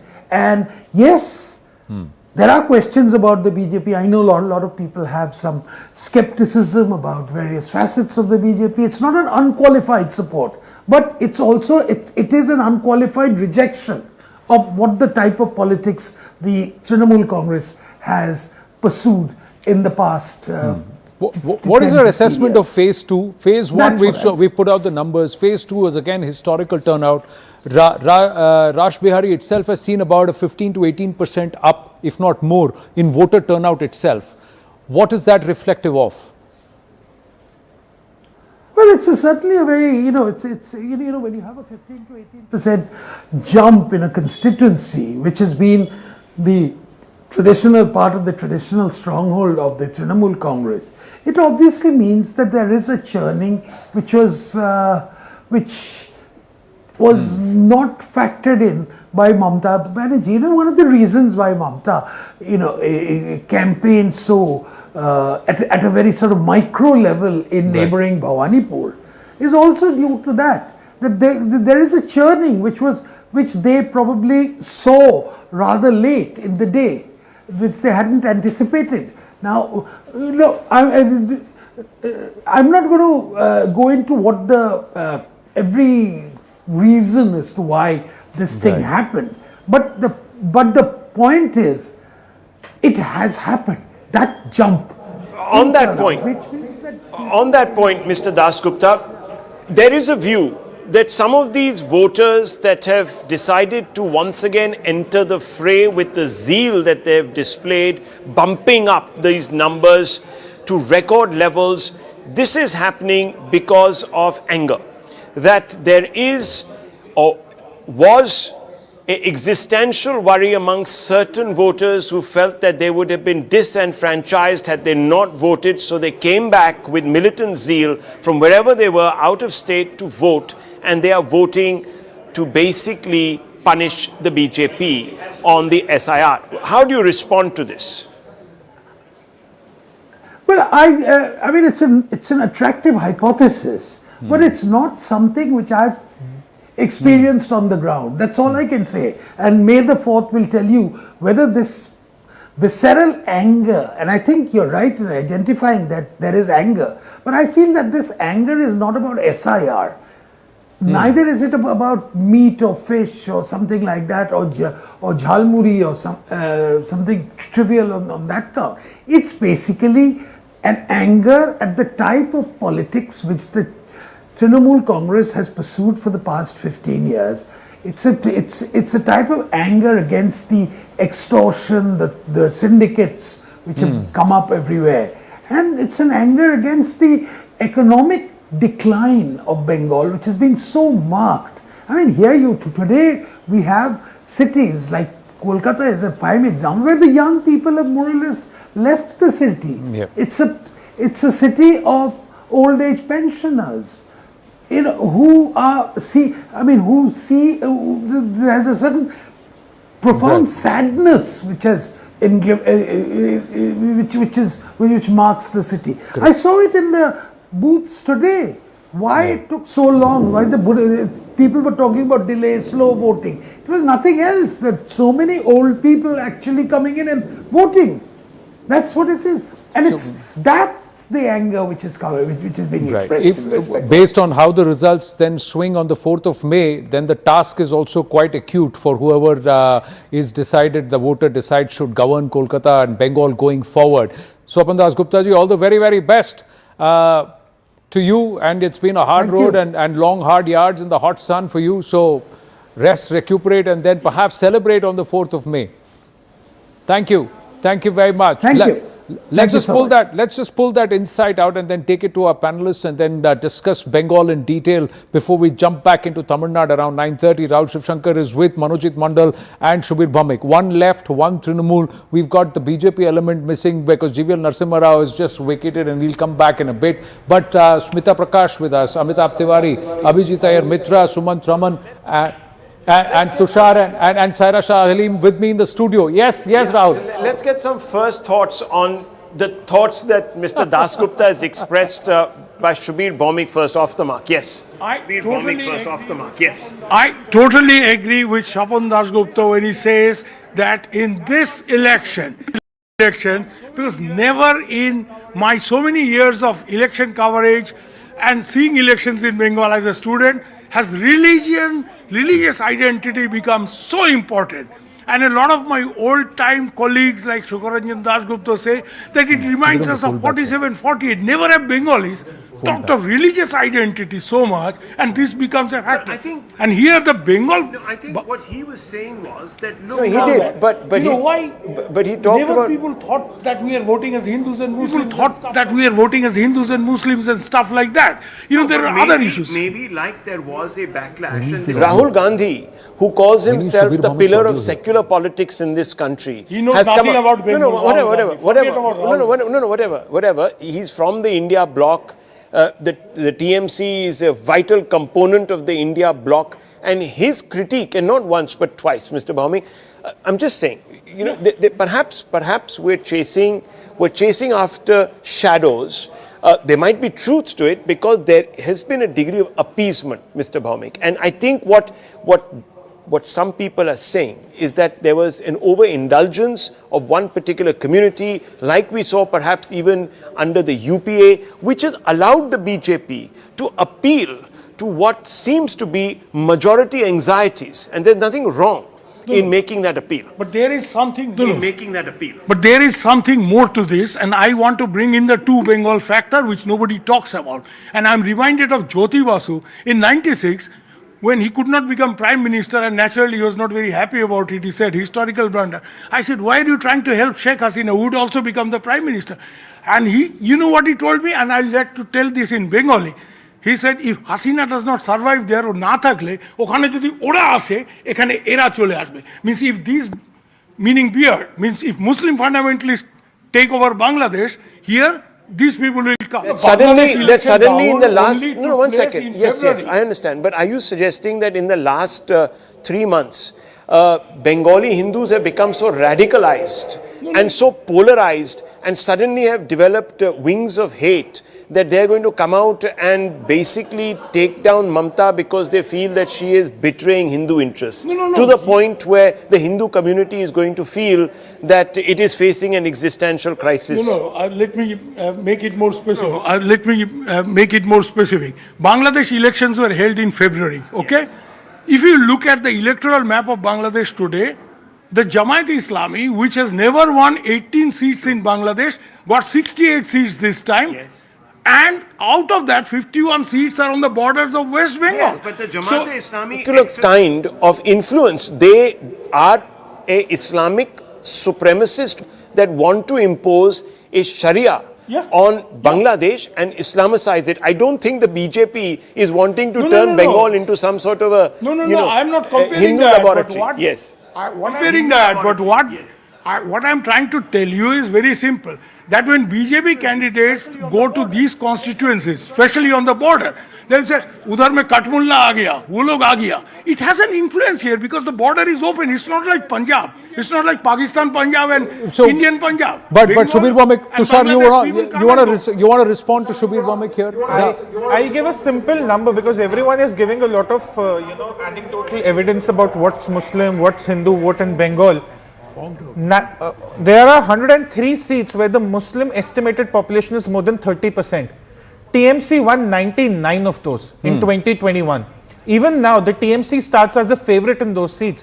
So if you're saying that Hindus have developed wing of fate, as the TMC would call it, not Rahul, but as the TMC would call it, the Muslims 9 out of 10 allowed to vote for the TMC, that's governance. But if 6 out of 10 Hindus turn up for the BJP, vote lock, stock and barrel, that becomes a polarized election. Let us also ask this question, Abhijit Iyer Mitra, on what basis were the Muslims cornered and asked to vote en bloc? Was it not that the Hindutva forces will come and you'll be pushed back to Bangladesh? So wasn't that counter polarization as a narrative that was pushed on ground from Trinamool? So is that kosher? Is that okay? First, we have to understand that the social indicators of Muslims in Bengal, generally the social indicators of Bengal are very bad. Now, the social indicators of Muslims there are particularly bad because if you look generally across India, they are in competition with Dalits at the lowest levels, income and distribution levels. It becomes fairly easy to sell any kind of narrative to them. Now, notice how the SIR and even CA and RC played out in say Assam, for example, where the Assamese Muslim has a very unique identity of their own and where we don't want these Bangladeshi Muslims coming in. Right. As opposed to Bengal where that identity wasn't there. So it became very easy to all wrap it around and sell it as one package that if they get rid of the Bangladeshi Muslim, most probably you will also get caught in the dragnet and you will also get kicked out. My thing is that if there is Hindu vote polarization or consolidation, it is communal. But if a Muslim vote consolidation is happening, that is secular. This is always that kind of a language is that's unfair. What is new about unfair? It's more unfair because in Bengal you do not have... Smita Prakash. Yeah. Hindu vote consolidation, there are many who say that there is no consolidation, there is no Hindu vote per se in Bengal, because the Hindu vote gets split between the TMC and the BJP. But 2016, BJP got 10% vote share. 2019 Lok Sabha, it jumps to 40%. 2021, BJP retains about 38% and wins 77%. If some kind of a Hindu consolidation was not happening, this upward trajectory was not possible. So it is happening, and now when the results come out, we'll get to know. If at all Mamata Banerjee loses, that means a Hindu consolidation has happened for the BJP. Hindu consolidation might be happening, but is it happening on the back of some sort of primal instinct, which is, oh, we are under attack? The BJP has drawn up a kind of sort of othering in the state of Muslims. I think we've got to sort of distinguish between why Hindus might be coalescing around the TMC. And Mr. Bhaumik, there is a lot of evidence also to suggest that perhaps there has been an overemphasis on the rights of one community or the other. We have seen even the court step in and remind Mamata Banerjee that she must be governing equally all denominations. And the courts have taken a dim view, not on one occasion, but on several occasions. So, I mean, the Hindus might be feeling legitimately discriminated against. Well, at the end of the day... So, who is polarizing? I'm not getting into this moralistic judgments about, all these things. I'm trying, as a journalist, my job is to say what is happening on ground, which I see. Here, there is definitely, and in this election, it is more preponderant than ever before, that religious identity has become very, very important. Either side. And what Hindu consolidation, what Shopanda was talking about, he has a point. Rahul Gandhi came out very importantly, there is a degree of polarization that even Mamata has affected. Yeah. So I mean, you can't just lay the blame on the BJP. I'm not blaming anybody. It's not my job. Frankly, Shubir Bhaumik and Rahul, if we bring it back here, Sumant Raman wanted to come in, and so did Tushar. This Hindu consolidation, for the first time we are saying Hindu. Otherwise, the entire vote was spoken on SC, ST, upper caste, and backward caste, etc. So, Anand, 1 second. Yeah. Anand, 1 second. Mr. Mondol actually wanted to make a point on this, and he says, I have been denied the opportunity. No, please. I thought Manojit is safely enjoying it, just sipping chai and enjoying this entire chakalas. I'm not speaking for last 1 hour. Go ahead, please. Good to see you, Manojit. This is all. He will now say, these same things were said in 2021. Polarization, appeasement, gundagardi, durniti, corruption. It didn't work. I mean, when do we stop? After 4th? And I'm not speaking, but I don't have to speak because you are doing your job. As much as you try to do this, people of Bengal will be more bolstered. And BJP will be driven out. I don't have to speak. I'm coming on 4th. And in 4th I will be speaking, numbers will speak. Not your numbers suddenly. So thank you very much that you are not allowing me to speak. And you are doing the job for us. And I'll on 4th evening I'll advise you, please change your strategy. There are issues which will be discussed on 4th of May. Change your strategy. As long as you do this, people of Bengal will be more united to vote BJP out. In all fairness. No. Yeah, see my point. I didn't test it. 2024. Okay. Let Tushar and Sumant Raman want to respond, Manojit. On the ground, there is palpable anger against SI. Okay. Look, Sumant and then Mamata Tushar. Banerjee has been winning because she gets a sizable chunk of the Hindu vote. Now, why are we refusing to sort of accept that a very large proportion of Hindus have been voting for Mamata Banerjee? And this attempt is essentially not to lure the Bengal voter away from Mamata Banerjee, but to lure the Hindu voter alone away from Mamata Banerjee. And that is why it is a polarizing effort. And that is why it's not... Dilip Ghosh is with us. 1 minute, sir. Dilip Ghosh is with us. Dilip da, namaste. Anand Narsimhan बोल रहा हूँ. नमस्ते जी. नमस्ते. आज दूसरे चरण का भी वोट हो गया. आप बताइए कि कैसा आपको लग रहा है, क्या लग रहा है? एक तो इसको बोलते हैं ताबड़तोड़ वोटिंग हुई है. देश में एक बड़ा उदाहरण बना है बंगाल के लोग ऐसे ज्यादा ही सक्रिय रहते हैं राजनीति में और वोटिंग भी करते हैं। और हमारे यहाँ जो संख्यालघु इलाका, वहाँ 90% से ऊपर वोटिंग होती है, नॉर्मल हो और वो एबनॉर्मल हो जो भी। लेकिन इस बार पूरा के पूरा जगह, और कलकत्ता जैसा शहर में 60% के आसपास वोटिंग होती है, वो भी 85% 90 तक हो गया है। गांव में तो होता ही है। एक बहुत बड़ी बात है, एक संकेत है कि परिवर्तन हो रही है। और यहाँ चुनाव मतलब एक डर का वातावरण, हत्याएं होनी, हिंसा होनी, इस बार एक भी मर्डर नहीं हुआ है।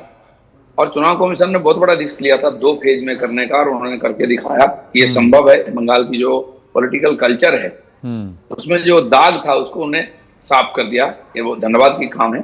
और लोग बोलते थे कि एक बार हमको वोट देने की मौका दी, लोग पोलिंग नहीं कर पाते थे। लोगों ने मौका लिया, वातावरण बना और लोगों ने भरपूर वोटिंग किया है। उसका नतीजा भी आ रहा है। पर वोट पड़ रहा है तो उसका ये मतलब नहीं है कि बीजेपी के फेवर में पड़ रहा है। तृणमूल कहता है हमारा भी वोट पड़ रहा है, हमारे वोट ज्यादा पड़ रहे हैं। ना वो तो ठीक है, सबका पड़ता है, 4 तारीख तक सबका होगा। लेकिन ऑलरेडी जो एग्जिट पोल आया उसका जो संकेत है वो उस तरफ कर रहा है। और एक बात देख लीजिए, बाकी देश में भी आप लोग बड़े अनुभवी हैं, जो एग्जिट पोल होता है लोग वहां बोलते हैं खोल कर, लेकिन बंगाल के लोग मैक्सिमम लोग नहीं बोलते। एक तो डर है, दूसरा अपना राजनीतिक जो मत को वो उजागर नहीं करते हैं, इसलिए यहाँ कई बार ठीक ठाक नहीं आता है। लेकिन ट्रेंड जो आया है वो निश्चित है। अभी 1-2 साल में देश में जो चुनाव हुआ ना, इस बार क्या अलग किया दिलीप दा, एक बात बताइए, बीजेपी ने इस बार अलग क्या किया? तृणमूल कहता है सब सेंट्रल फोर्स का गुंडागर्दी है, दादागिरी है, आपने सीआईपीएफ लगा दिया, ईडी लगा दिया, सीबीआई लगा दिया, सब लगा दिया, सारा दमखम लगा दिया, फिर भी भाईपो और दीदी कहते हैं कि नहीं जीतेंगे। आप तो बंगाल का हर खाक छाना है। मैं इसीलिए आपसे पूछ रहा हूं because you are one of the oldest hands of BJP. जब बीजेपी कुछ भी नहीं था तब भी आप स्ट्रगल करते थे, संघर्ष करते थे, आज भी आप कर रहे हैं, तो इसीलिए मैं आपसे पूछ रहा हूँ। नहीं, पिछले 15-20 साल देखिए, मुझे जहां तो टीएमसी भी जो सत्ता में 11 में ना, तभी सेंट्रल फोर्स था, इतना ही था, इतना कड़क से, इसका लाभ लेकर उन्होंने जीत के आया। आज सेंट्रल फोर्स से क्यों डर रहे हैं? यहाँ पंचायत चुनाव भी होता है सेंट्रल फोर्स को लेकर के। चुनाव घोषणा होते ही लोग बोलते हैं कि सेंट्रल फोर्स कब आएगा, पुलिस के ऊपर भरोसा नहीं है। लेकिन इस बार पुलिस के अंदर भी बहुत परिवर्तन देखा हम लोगों ने, और ये बहुत बड़ी बात है। इसलिए सेंट्रल फोर्स तो मस्त, नहीं तो हिंसा होगा। सेंट्रल फोर्स के चलते हिंसा नहीं हुआ है, लोगों ने भयंकर वोट डाला है। आप सोच सकते हैं 1 बजे तक 70% 75% पोलिंग हो चुकी थी, जो देश में कहीं नहीं होता है। तो ये भी एक ट्रेंड है। BJP CM face mister Ghosh. अच्छा, मनोजीत मंडल आपसे क्वेश्चन पूछ रहे हैं, आपसे पूछ रहे हैं, আপনি কি চিফ মিনিস্টার হচ্ছেন বিজেপির? আপনারা তো জিতছেন, চিফ মিনিস্টার হচ্ছেন তো আপনি? Are you becoming the chief minister of BJP? কিছু হতে আসেনি না, আমি কিছু হতে আসিনি আজ পর্যন্ত, করতে এসেছি এবং পার্টি দাঁড় করিয়েছি। চিফ মিনিস্টারিয়াল বাকি পার্টি যা বলবে, যে কাল বলে রাজনীতি ছেড়ে দাও তো ছেড়ে দাও। हाँ, तो अब वो कार्यकर्ता हो गए, तो he is not going to fall for that. Manojit Mandal तो नीडलिंग से कुछ होगा नहीं, पर जिस दिन जब 4 तारीख को क्या करेंगे इसके बाद ये भी सोचिए। Party from no hang on, he made the party from 3 to 77, but we wonder how was he sidelined by the party because of Shubhendu's entry. He made the party, of course. He is absolutely right. That's history. Dilip दा क्या बोलेंगे आप? उन्होंने party को बनाया बंगाल में।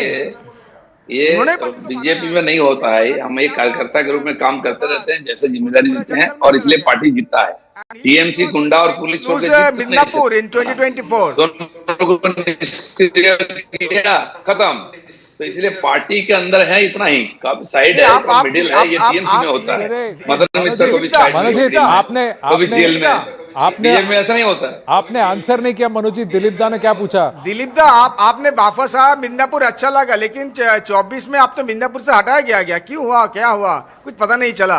आप तो जीत रहे थे वहां पर। ममता बनर्जी को किसने हटाया? 24 में तो हटा गया ना आपको। ममता बनर्जी को किसने हटाया था? नंदीग्राम में किसने भेजा था ममता बनर्जी को? किसने मारा था उनको? भैया, अरे अपना घर की तरफ झांक के बात करो। छोड़ के आए। अच्छा, मेरे पास 2 ऑप्शन है, या तो मैं आपके बीच में आ जाऊं, हस्तक्षेप करूं, या फिर थोड़ा झाल मुड़ी और चाय मंगा के आप दोनों का बैंटर एंजॉय करूं। बहुत मजा आ रहा है। लेकिन एक बात बताइए, पर मनोजीत आपने उनका प्रश्न का, Manojit Mandal he is answering every question of yours. उन्होंने एक प्रश्न पूछा कि 4 तारीख के बाद आप क्या करेंगे, अगर नतीजे आपके पक्ष में नहीं आए तो 4 तारीख के बाद आप क्या करेंगे? दिलीप दा ने आपसे पूछा, उसका भी जवाब दे दो। 4 तारीख दिलीप दा को भी बुलाएंगे। दिलीप दा तो गए थे ना दीघा में, वो जगन्नाथ टेम्पल में ममता दी के साथ मुलाकात करने, 4 तारीख को बाद दिलीप दा को भी बुलाएंगे, अरे वह हमको नहीं शपथ जब बुलाने ममता से दी भी शपथ चले आते लेंगी हैं, हमको और क्या प्राइम है? मिनिस्टर सबको और नहीं प्राइम बुलाने मिनिस्टर से भी सबको चले आते हैं। बुलाएंगे। Okay, the prime minister wanted to come and he will have to अच्छा, कम। एक मिनट प्राइम मिनिस्टर को अमिताभ, झालमुड़ी खाना पड़ा, जय बांग्ला बोना पड़ा और 4 तारीख को आना भी पड़ेगा ममता दी के शपथ ग्रहण में। मुश्किल की बात है, प्राइम झालमुड़ी मिनिस्टर खाए, का- हम अच्छा, मिर्ची लगी उन लोगों को, ये मजेदार बात है। मोदी जी झालमुड़ी खाए, इनको मिर्ची लग गई। खाना पड़ा। I am loving this matter. Modi ji ने झालमुड़ी खाया और लेकिन अरे भाई, मिर्च कहीं और लगी, ममता बनर्जी ने झाल किसी कहीं और जमाने में लगा, आरएसएस झाल को कहीं और पेट्रियोटिक लगा। फोर्स बोला Okay, है। अच्छा, Why are you surprised? okay, one minute. Okay, Amitabh Tiwari wanted to say something. Dilip da, please wait. Manojit Da is a good friend. Manojit Da is a good friend.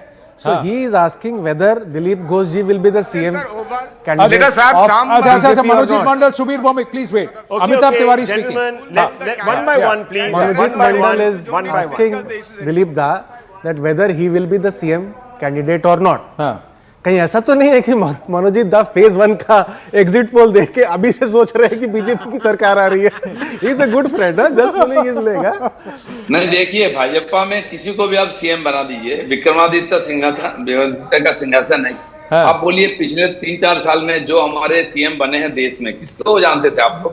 हाँ। अब सुशासन दे रहे हैं ना, और दूसरे प्रदेश में आके प्रचार भी कर रहे हैं। हाँ। ये टीएमसी ने की, माइनस ममता 0, बीजेपी ऐसे दर्जनों कार्यकर्ता है सीएम पीएम बनने के लिए। हाँ। और रोज ऐसा कार्यकर्ता बनाते हैं हम। अच्छा, उसके बाद कौन है, उसके बाद कौन है, ऐसा प्रश्न हमारे पार्टी में नहीं होगा। अच्छा दिलीप दा, बताइए ना, कौन सा जगह से सबसे ज्यादा बीजेपी गेन करेगा? सीट कितना होगा बताइए? नहीं, पुराना जो क्षेत्र है, फर्स्ट पेज में देखा ना आपने, जंगल हाँ। महल, हाँ। और राढ़ क्षेत्र में बीरभूम का, वर्धमान का और नॉर्थ बंगाल, ये हमारा पुराना गढ़ है। इसमें तो हम मान लीजिए पहले 152 में से 100-110 तक मिलेगा हम लोग। और अभी बाकी जो चाहिए मेजोरिटी के लिए, कलकत्ता क्षेत्र हमारे लिए कमजोर है। एक कांग्रेसी गढ़ था, सीपीएम में भी उसको क्रैक नहीं कर पाया ठीक से।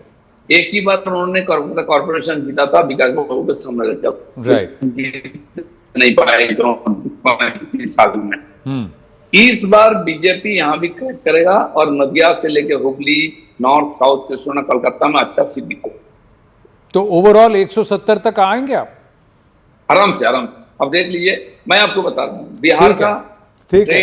तो एक आपसे मैं अभी वादा लूंगा, हमारे पास क्या होगा, हमारे पास टाइम कम है, एक आपसे वादा लूंगा, मनोजीत मंडल और आप दोनों 4 तारीख को हम मेरे साथ आएंगे।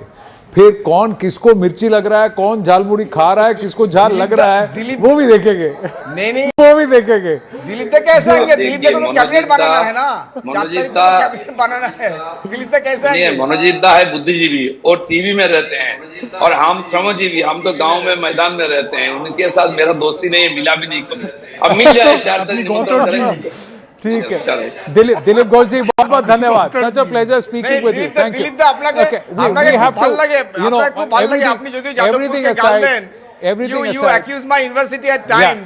Everything you aside, don't like my university, but from being like the you. Pradesh Adhyaksh of the BJP and through taking the BJP story to the streets of Bengal at a time when the BJP was just getting kicked, BJP workers were getting kicked and slapped all across by the left and also the Trinamool. From that time onwards, he's struggled in Bengal, and today it was good to see him on national television speaking with us. And you had Medinipur and that region to work on. Let's see how you return there, because you've toiled a lot there. All the very best, Dilip Ghosh ji. Thank you very, very much. Thank you, sir. Thank you, sir. Thank you. Let's bring it back in. Nice banter here. Kisko jhal laga, kaun muri khayega, all that we'd see. But switch now. Come back to the numbers. Switch now. Just a quick couple of things to some turnouts that we're reporting in phase 2. So Chaurangi has seen a 33% jump. Bhabanipur has seen a 24% jump. Yeah, can we have that we're also looking at other seats which have seen remarkable turnout. So Baliganj, 28%, 26.83%, almost 27% there. 27% we can actually, when we did the Muslim, the Hindu and the VIP seats, if that's updated, we can see a good reference Kolkata there too. Port, Kolkata Port has seen a 25% jump. So can we look at the VIP seats? I think the VIP seats had that. Howrah, 97%. Sorry, you've been waiting for a long time. 97%. Pour some cold water on this. Please tell me how many additional voters have voted.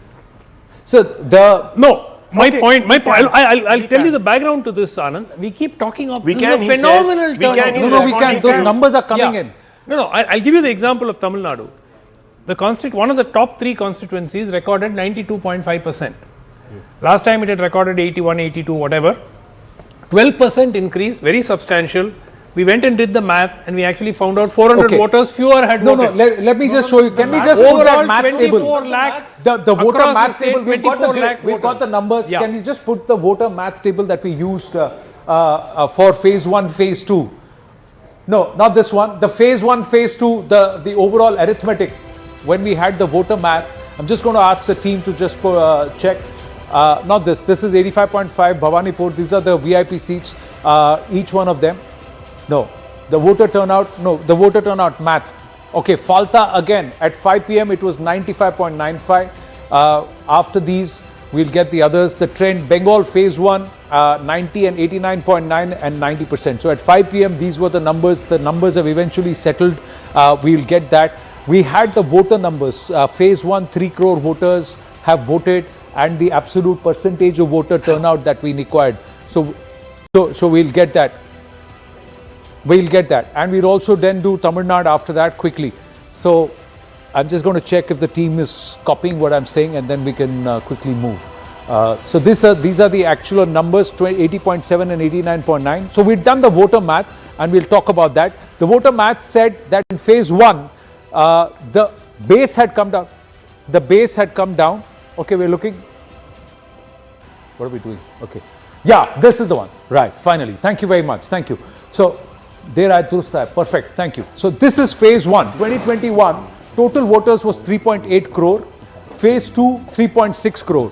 So, total voters was 7.3. Number of voters who turned out, phase 1, 3.1 crore absolute number, and phase 2 is 3 crore. So, 6 crore, 6.1 crore voters had come. So, this was the turnout, 81, 83, and the overall average was 82%. So, in phase 1, we had 3.3 crore absolute number. So, that means 20 lakh voters more. Already 20 lakh voters more on a lower base of 3.6, and that's why 93%. This number at 5 p.m. was 3 p.m. was 2.7 already. If it is at 2.7 crore, what's the number here? It will be 85% turnout. That means this number 3.3 plus 7 will actually match this number. But we already have 89% turnout or 90% turnout. So this number is this number is more. The number is more. You take 2016 and compare with 21, you would have found 20 lakh, 25 lakh additional voters. You take 21, compare with 26, you will find 25, 30 lakh additional voters. 2.95. My point is... so this is 2.95. So when if this is 2.95, this is 3.3. So the absolute number is greater than 2021. By how much? 20 lakh, which is every single 5-year term, you will find that increase. Okay. My point is, all this talk about, this is a massive turnout, there's going to be so much of anti-incumbency and all of that. It is not so huge. Okay, let me give a simple example. Bankura, which voted in the first phase, had a vote share increase of 9.53 percentage points. Now, if you take out the low denominator effect, that's just 3 percentage points. The organic surge is 6.53 percentage points. So you have to take out the SIR factor, and then you have to look at the surge for every single assembly. I'll tell you what's the error. What's the error, Suman? A lot of people simply assume that the denominator is always low. Correct. What happens if the denominator increases? Because in certain assemblies, the SIR actually led to addition of seats. I agree, but my point is, overall across the state, if you take past elections and you compare it, you will find this 20 lakh, 25 lakh additions across the board. No, but did you have an updated electoral roll before every election? No, you didn't. But my point is very simple. The net addition of voters between every 5-year term is roughly around 20-25 lakhs. In some cases, it's even been higher. And the reason I'm saying is, this exact story went out on all Tamil channels on the day of the voting, on 23rd. Record turnout, historic, this, that. And then we found out eventually 24 lakh additional votes had been polled. But it is record turnout. It is a record turnout. Out of 100 people, 85 people have voted. 24 lakh is not a small number. Leave all the numbers. 24 lakh is not a small number. Chennai's turnout went up from 60 to 59% to somewhere around Suman, 80%. 24 lakh is not a small number. I agree. It's a lot of people. It's additional 2.4 million It people. is. If I spread it, 24 lakh, if I spread across 294 seats, even if I spread it evenly, that is greater than the margin of victory of the previous. Certainly is. So that can change the whole result. So that can change the whole result. That can change the whole result. My point is it happens every election. This narrative came from the TMC unwilling to accept. Let's go across to Tamil Nadu and we've got somebody. Let's go straight across. Yeah. We got Pradeep Gupta. Let's go across to Pradeep Gupta. Pradeep Gupta, as usual, you have hit a 6. There are two contending polls.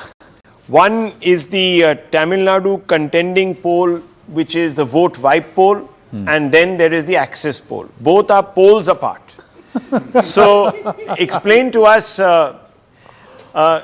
Mr. Gupta, how you have come to the conclusion that TVK will not dent DMK but will decimate AIDMK. If there is so much anti-incumbency, how is it that the DMK gets away unscathed, but the AIDMK gets flattened out that had no role in government?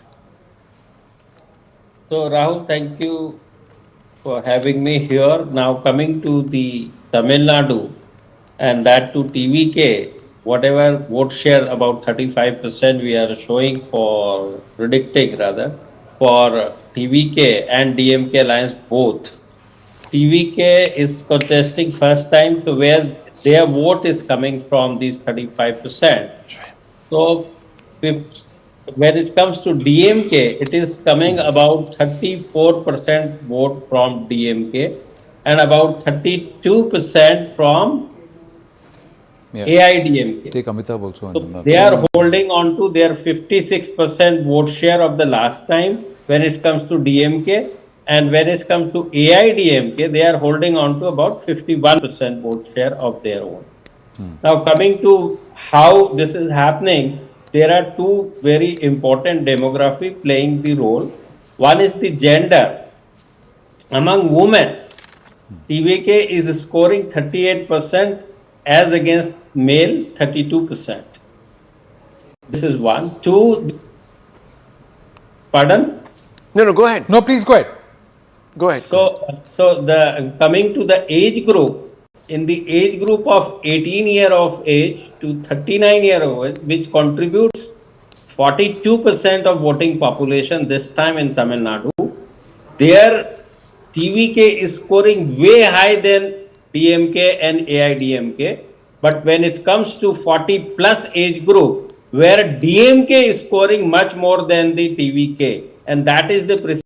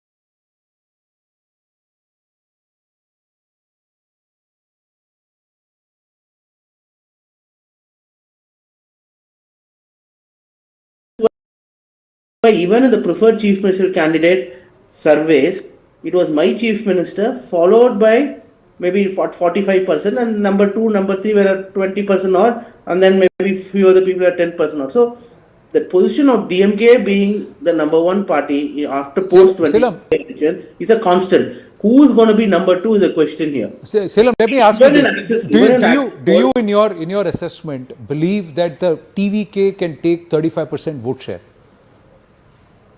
Is that a groundswell on ground that will give him 30 to 35% vote share?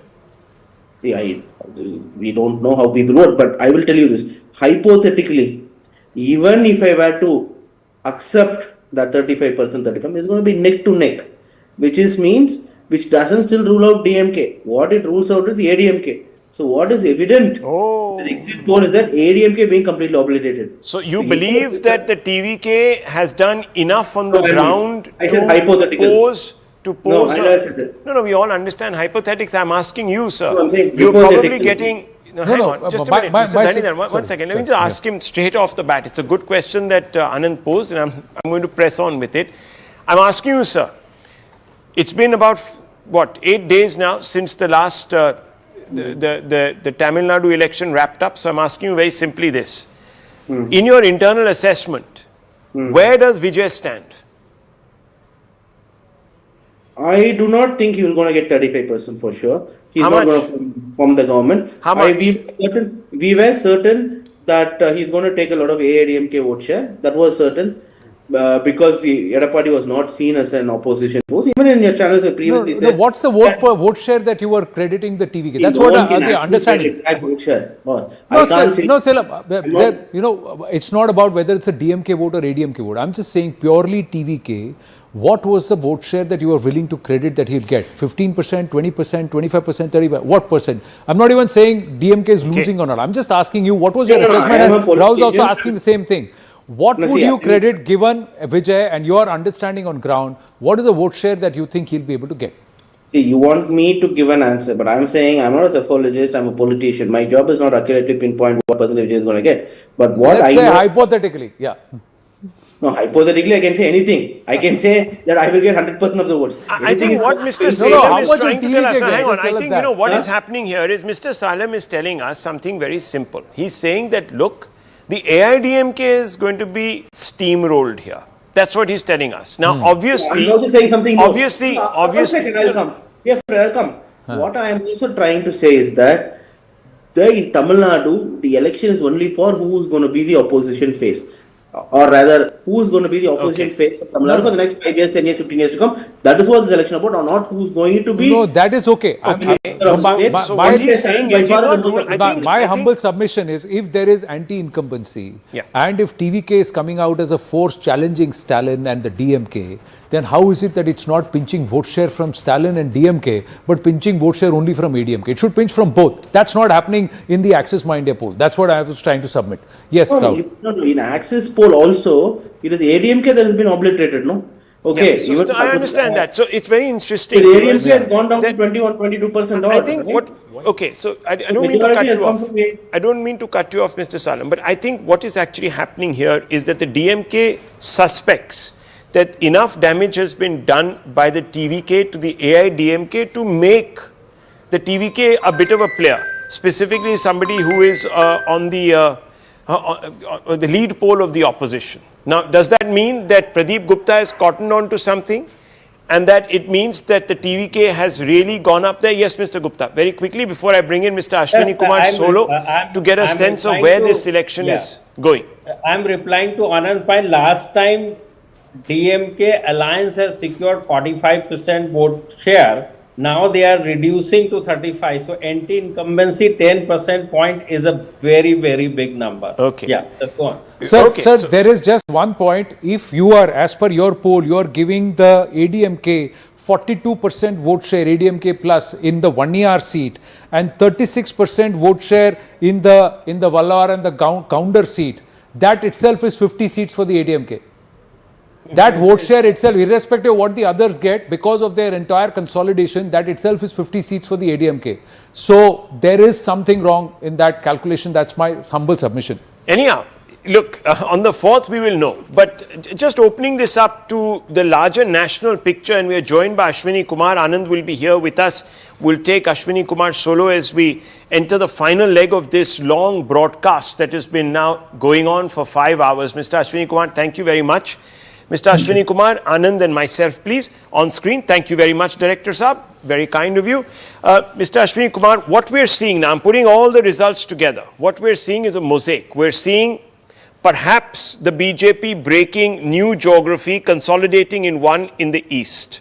So we are seeing perhaps the BJP, the lotus bloom in Bengal, perhaps if the projections hold true, largely.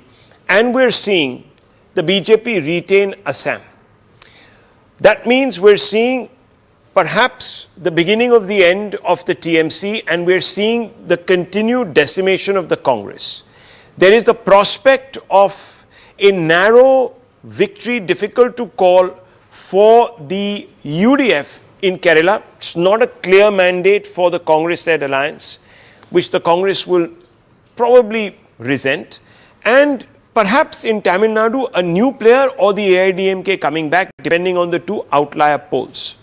What does this tell you? If you were to apply the larger gauge from a national perspective, what does this tell you? Well, thank you very much. Your summary is almost accurate and on the lines that I was thinking myself. Without doubt, whichever way the Bengal polls go, the BJP has been able to extend and enlarge its footprint in Bengal, whether it forms the government or increases substantially its tally of seats. It can legitimately claim a political victory. Some pollsters have predicted a comfortable majority for the BJP. It may be so, it may not be so.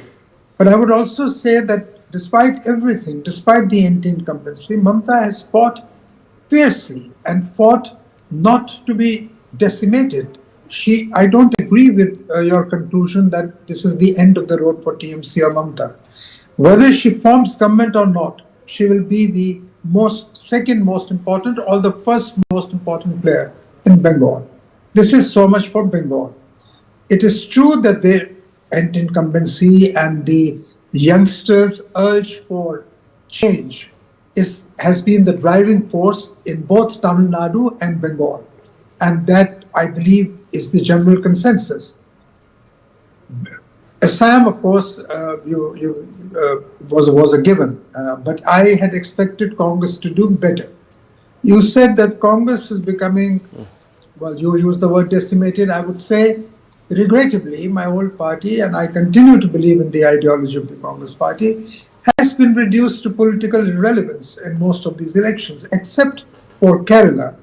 Kerala, I think we must credit the Congress leadership, both at the state level and at the central level, for a prudent distribution of tickets and for the success in carrying together important local leaders of the Congress in Kerala. Mind you, even in the heydays of the Congress party, Kerala was a standalone example of an ideologically and organizationally driven election machine of the Congress party. That was perhaps the only exception. And I think the hard work done by its younger leadership after Anthony and Karunakaran has been recognized in Kerala, but not to the extent Congress had hoped for. Now, there's a big question who would lead the UDF government. My sense is, that is not a question you put to me, but that is a question that is being asked in political circles. My sense is it would be Mr. K.C. Venugopal or someone who has the support in case Mr. Rahul Gandhi, who is the de facto leader of the Congress, does not want Mr. Venugopal to leave Delhi. But on the whole, my conclusion is that the political consciousness of this country is changing very fast. BJP is no longer a pariah party. BJP is the dominant pole of national politics now for several years, and it's breaching the citadel, assuming, of course we are assuming that these polls are correct, and my observations may be taken on the basis thereof. Assuming they are correct, and they may not be correct, if they are correct, the breakthrough for the BJP in Bengal is something that the BJP would be very happy about. And one main point I would like to make. In Tamil Nadu, in Assam, in Bengal, I would say that the charismatic leaders of the principal actors, the charismatic personality of the principal actors has had a decisive influence in the shifting of the vote patterns. Right. Thank you very much, sir. Thank you very much for putting that into perspective. Of course, on result day, we'll have longer conversations and deeper analysis because we'll have the facts before us. So thank you very much. And viewers, thank you for staying with us and tuning in and giving us a lot to cheer about because the numbers, especially on YouTube, have been very encouraging. We've got to wind up only by saying कि ये तो सिर्फ trailer है, picture 4 तारीख को बाकी है मेरे दोस्त. See you. Thank you so much.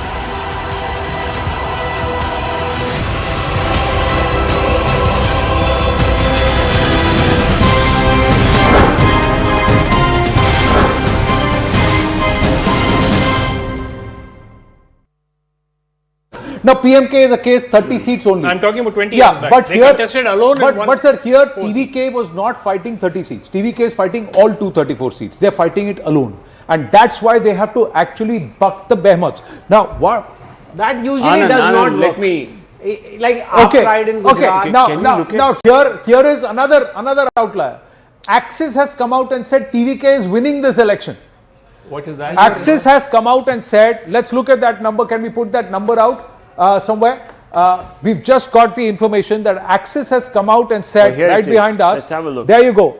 Says TVK will get 98 to 120 seats. Wow.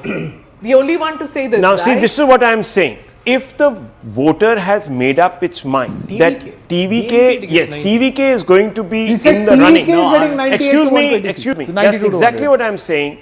Here is where, if one were to believe, if one were to believe, it keeps showing. No, it keeps showing. So both are getting. It flips again, and now maybe both are getting 92 to 110. Okay, maybe there is because even maybe there Vijay is won't something wrong expect here. that. Yeah, that's what I'm saying. I mean, if there was such a gentlemen, 1 minute please. If there was such a big wave for the TVK, it would have reflected across every poll. If there was such an anti-incumbency raging wave against both the AIDMK as well as now, I don't understand what's going on. You know what's happening here? They are saying that the ADMK is routed. 1 minute. No, 1 minute. What they are saying is that a 40% vote share of the ADMK plus is routed and that entire shift has happened to TVK. So the DMK has its vote and all the ADMK votes have got. I'm not buying that. So here it is. Gentlemen, here it is. DMK. I think there's a typo somewhere. Okay, no, it's not. It's not. I've just. Okay, one second. I've just got it up here. Why don't we come and we just show it here? This is what the number is. This is Axis My India.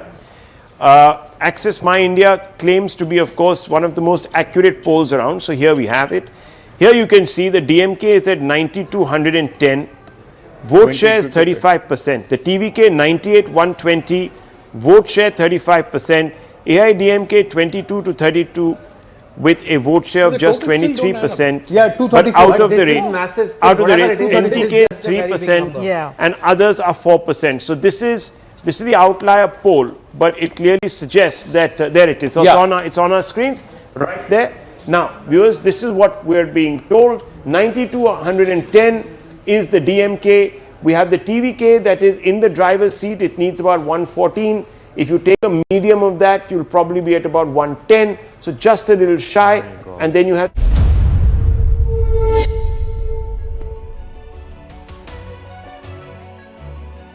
Hello and welcome to First Post Vantage with me, Hem Kaur Saroya. Let's get started.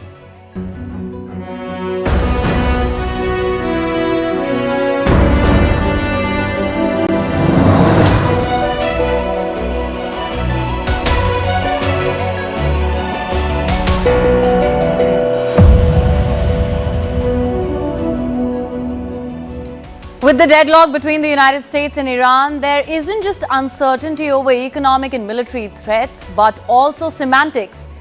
What do we call this phase? A fragile truce, an impasse, or is this something more akin to a Cold War? We will discuss that on the show tonight. And as though a rift with most of its allies wasn't enough, Washington is also seeing a rift within. It appears there is some love lost between Vice President J.D. Vance and War Secretary Pete Hegseth. I'll tell you more about that in a bit. And is Pakistan trying to find ways to get out of its so-called mediation role?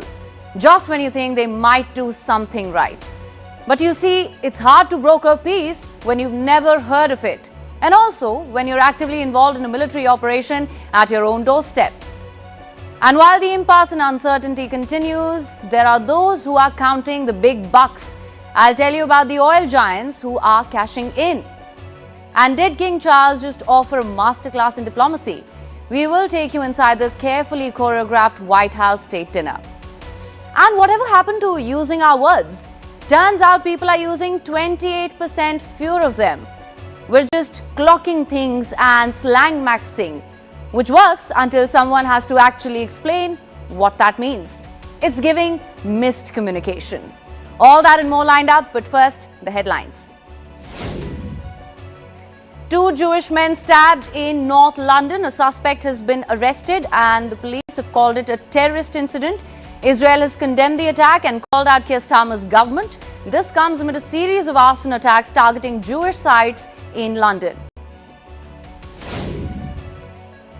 Lebanon asks Israel to fully implement ceasefire before talks. The Lebanese president says they are waiting for the United States to set a date for the negotiations. Despite the ceasefire, Israel and Iran-backed Hezbollah have both engaged in fighting, violating this fragile truce.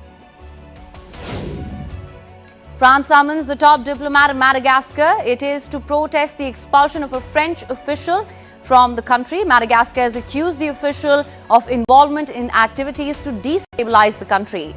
The diplomatic spat comes as Madagascar moves closer to Russia. The US Supreme Court strikes down Louisiana's electoral map. It has also curbed the use of a race to determine district boundaries. This is a landmark ruling. It could be a major boost to Republican prospects ahead of November's midterm elections. And Sri Lanka's government takes control of the island's cricket board. A 9-member interim administration has been appointed to carry out reforms. Sri Lankan cricket is the country's wealthiest sporting body, but it has been plagued by allegations of corruption and mismanagement.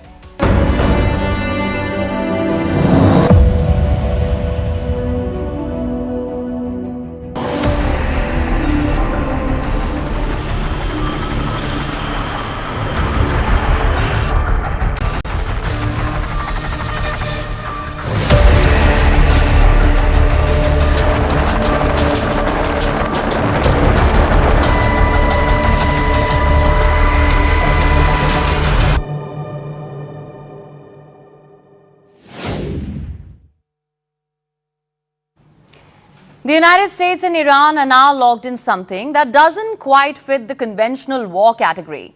It's not combat, it's not diplomacy, it's something in between, like a Cold War. Now, why am I saying this? Donald Trump launched what his administration called Operation Epic Fury against Iran. It launched airstrikes, imposed blockades. The goal was exert maximum pressure on the Iranian regime and crush its nuclear program. The result? Anything but simple. Iran's nuclear capabilities remain unbroken, and Trump, by all accounts, is furious about it. According to Axios, multiple senior US officials now believe that the situation is quietly settled into a stalemate, with no clear end in sight. The war has reportedly frozen, so what does a Cold War look like? Think of it like this: 2 rival countries who never directly fight, but compete in every other way. Let me explain this in the context of the current conflict with 4 reasons. Reason number 1, the Strait of Hormuz. Iran has blocked one of the world's most critical oil choke points to all foreign shipping. In retaliation, the United States has blocked Iranian ports. Its navy is stationed near Iranian waters, intercepting ships coming and going through the blockade. So it's a dual blockade. As a result, shipping traffic has fallen, energy prices are rising, they're expected to stay high for months. Trump has now reportedly told officials to prepare for a longer blockade. In short, US forces remain deployed in the region with no exit timeline. Iran, meanwhile, has made its position clear. Iran has consistently upheld maritime security and freedom of navigation in the Persian Gulf, Strait of Hormuz, and the Gulf of Oman. For decades, Iran has fulfilled its responsibilities as a coastal state. Since 28 February, the United States and Israel have waged an unlawful war of aggression against Iran in violation of UN Charter, disrupting maritime security and threatening regional peace. So both sides are watching each other, waiting for the other to blink first. This is not war in the traditional sense, but it is not peace. It has become a waiting game with missiles on standby. Reason number 2, peace talks are still in limbo. Mediators, including Pakistan, have tried to restart talks, but internal disagreements and lack of trust have blocked progress. US wants nuclear guarantees from Tehran, but Iran says it is not ready for nuclear talks. Regarding the current situation, we have not considered the war to be over. From the day the fighting stopped and, in effect, a ceasefire or silence took place on the battlefield, since there is no trust in the United States and our enemies, we have continued in the same way as during the war, making serious efforts to update our list of targets. Now to reason number 3, inside the White House, the picture is one of frustration and indecision. Advisors familiar with Trump's thinking told Axios News he is oscillating between authorizing new military strikes and relying on economic pressure to force Iran to the table. They say that the US president is frustrated but realistic. He doesn't want the US to use force, but he's not backing down either. The frustration is showing up through his mixed messaging. Trump recently said that Iran is in a state of collapse. He claimed it was Tehran that had told him so. And then he posted an image of himself standing with a gun, with an AI-generated war background image. Trump captioned it, "No more Mr. Nice Guy," and wrote, "They better get smart soon." And finally, reason number 4. We cannot talk about a frozen conflict without mentioning economic pressure. Historically, it has been used as a core weapon for the Cold War. Between 1947 and 1991, the US gave large financial aid to capitalist countries in Western Europe, keeping them economically tied to the United States and away from the Soviet Union. It imposed embargoes on Cuba, and that is what we are seeing here as well. The US has launched what can only be described as a financial siege on Iran. In the latest, Washington has designated 35 entities and individuals central to Iran's clandestine shadow banking network. The aim? Choke the major funding source that spends billions to support Iran's military, missile programs, and regional proxies. There's more. In just the last 10 days alone, the United States has sanctioned 14 individuals and entities linked to Iranian weapons procurement networks. It has issued sanctions on Tehran-linked cryptocurrency wallets. Chinese refiners processing Iranian oil have been sanctioned. Curbs have also been placed on Iranian airline networks, militia commanders, and oil smuggling routes. And that brings us to the human cost. Because behind the sanctions, the blockades, and the diplomatic theatre, real people are suffering. Thousands of airstrikes have damaged more than 23,000 factories and corporations across Iran. 2 million jobs have been erased. An internet blackout is triggering mass layoffs. Iran's economy was already fragile. Per capita income had already fallen from $8,000 in 2012 to an estimated $3,500 this year.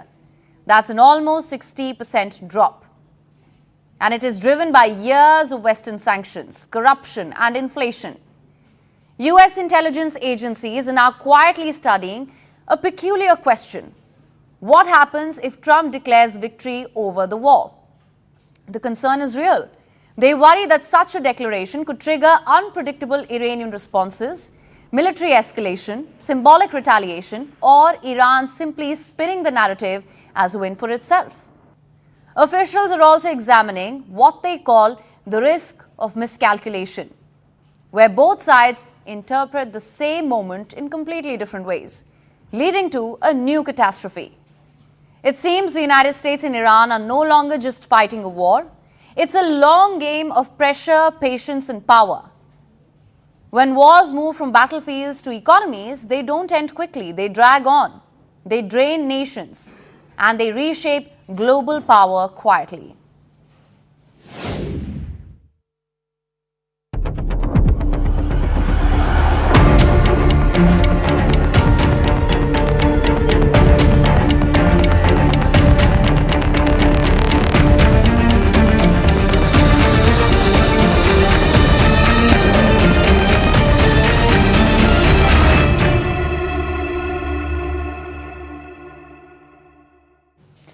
"61 days into the Iran crisis, Washington is trying to project steadiness. The White House says its pressure tactics are working on Tehran. The Pentagon says US forces remain prepared. Donald Trump says America is in a position of strength and that Iran is devastated and fractured. Now, on the surface, the message appears quite disciplined. But wartime governments are often tested, not only by events on the battlefield, but also by unity at home. And right now, Team Trump may be feeling some strain on that front. A new report is out. It is by The Atlantic, and it claims that Vice President J.D. Vance has privately been questioning the Pentagon's version of this war. He is said to have raised doubts about whether Trump is getting the full picture on the conflict. That is a serious claim, because it suggests the main debate may no longer only be about Iran, but also about what is happening inside the US government. According to this report, Vance has raised questions about US missile stockpiles. It is believed he is concerned about how much has been used and how quickly it can be replaced. Let me put that into perspective for you. You see, publicly the Pentagon has projected confidence. War Secretary Pete Hegseth has said Iran has taken heavy hits. He says US military readiness remains strong and that there is no cause for concern. No one has rebuilt that defense industrial base faster and with more purpose than President Trump in his first term, and now we're rebuilding the arsenal of freedom. Our defense industrial base is more vibrant today than it's been since World War II and growing rapidly. But the numbers tell a more complicated story. Take a look at this. The US may have used at least 45% of its precision strike missiles in this war. Around half of its THAAD interceptors may have also been used. Nearly half of its Patriot missile systems are also said to have been expended. And around 30% of its Tomahawk missile stockpile may have been used too. These are some of the most advanced systems in the US arsenal. And experts say replacing them could take 3 to 5 years. In fact, back in March, the Pentagon had reportedly sought about $200 billion in emergency funding. The money was needed to sustain the war effort. That tells you the pressure is real, which also means that the strategic calculation is now changing. Missiles used in one war cannot be used in the next one. And the United States is not preparing for Iran alone. It is also watching China in the Indo-Pacific, Russia, North Korea. Every missile used in Tehran is one less that's available elsewhere. And the timing of this report is significant. Today, Pete Hegseth faced lawmakers in Congress, that's the US Parliament. It was his first major Capitol Hill hearing since the war began. Officially, it was about the 2027 defense budget. But the real questions went far beyond spending. Lawmakers pressed him on key concerns. Take a look at this. 2 months in, I remind you, 2 months in to a conflict.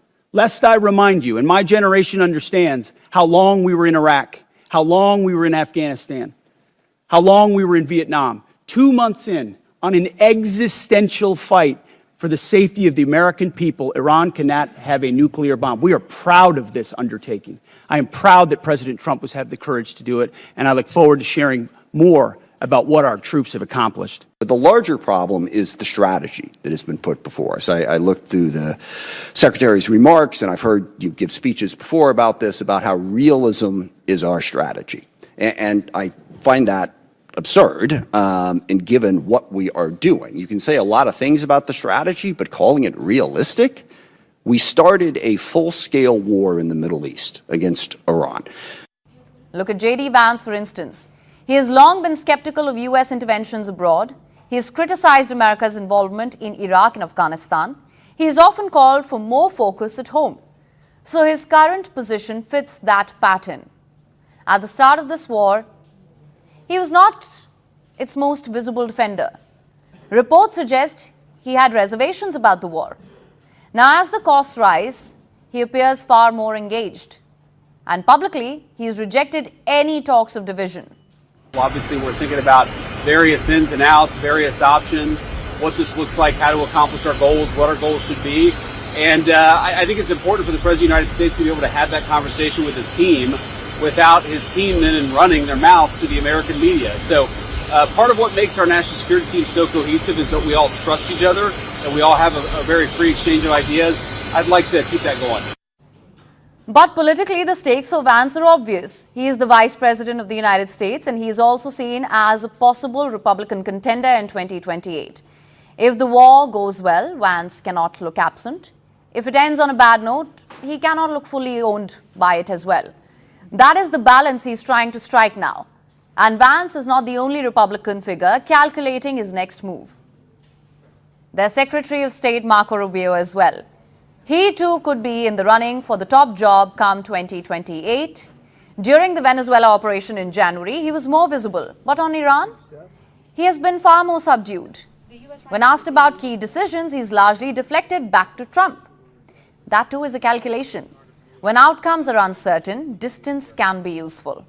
If there is no deal, what comes next? Well, again, that's the president's decision to make. I would start out by reminding everybody that the level of sanctions on Iran are extraordinary. The pressure on Iran is extraordinary. And I think more can be brought to bear. So what are we really watching here? Yes, a Cold War between the United States and Iran, but also a test of power inside Washington.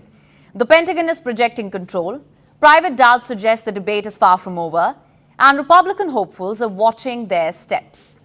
The battlefield may be in the Gulf, but the political aftershocks could very well reach the 2028 presidential race.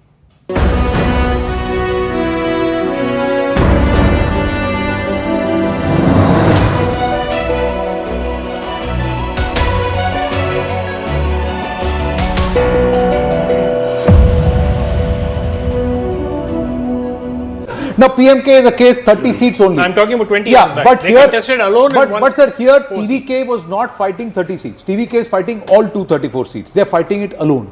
And that's why they have to actually buck the behemoths. Now, what? That usually does not work. Let me... Like outright in Gujarat. Okay, now here is another outlier. Axis has come out and said TVK is winning this election. What is that? Axis has come out and said, let's look at that number. Can we put that number out somewhere? We've just got the information that Axis has come out and said right behind us. Let's have a look. There you go. Says TVK will get 98 to 120 seats. Wow. The only one to say this. Now, right? see, this is what I am saying. If the voter has made up its mind that TVK, yes, TVK is going to be in the running. Excuse me. That's exactly what I am saying. Here is where, if one were to believe, if one were to believe, it keeps showing. It keeps showing. No, so both are getting. It flips again, and now maybe both are getting 92 to 110. Okay, maybe there is because even Vijay won't expect that. Yeah, that's what I'm saying. I mean, if there was such a gentlemen, 1 minute please. If there was such a big wave for the TVK, it would have reflected across every poll. If there was such an anti-incumbency raging wave against both the AIDMK as well as now, I don't understand what's going on. You know what's happening here? They are saying that the ADMK is routed.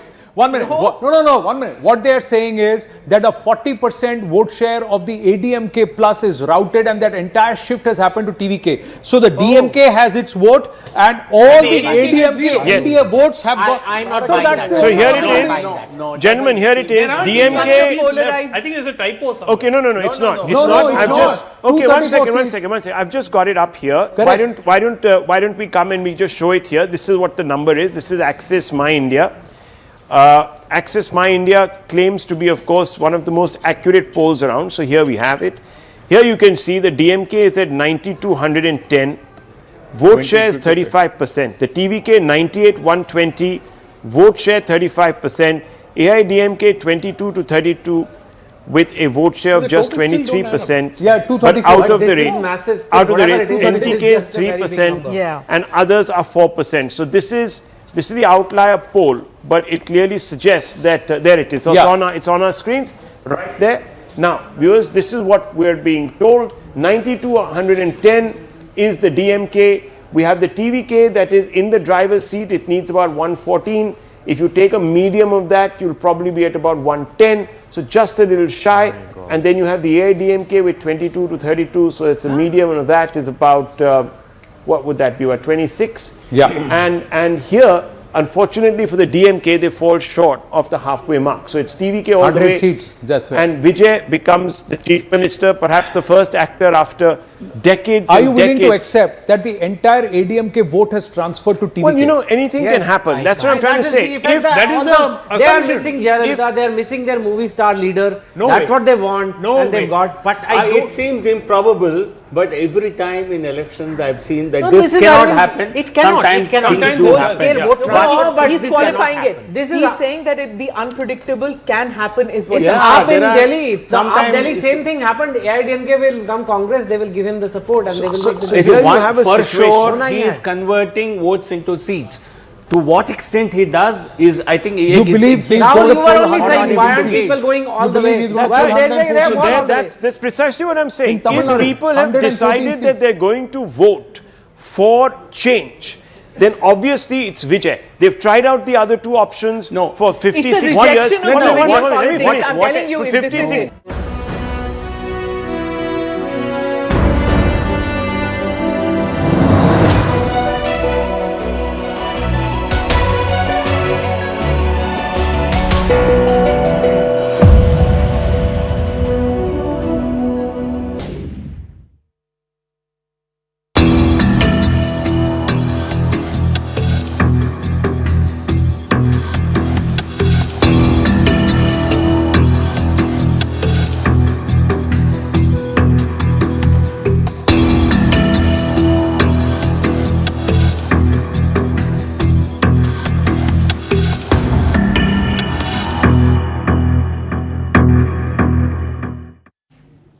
War is expensive, and when it breaks out, who cashes in on the chaos?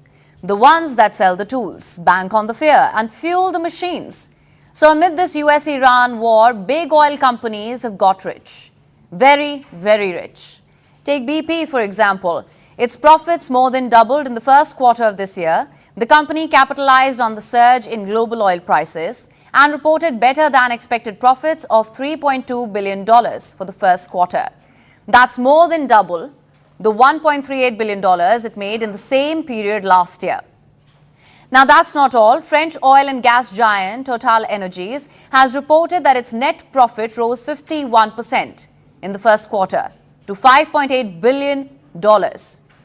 This has triggered immediate backlash and fresh calls for tougher windfall taxes on fossil fuel giants.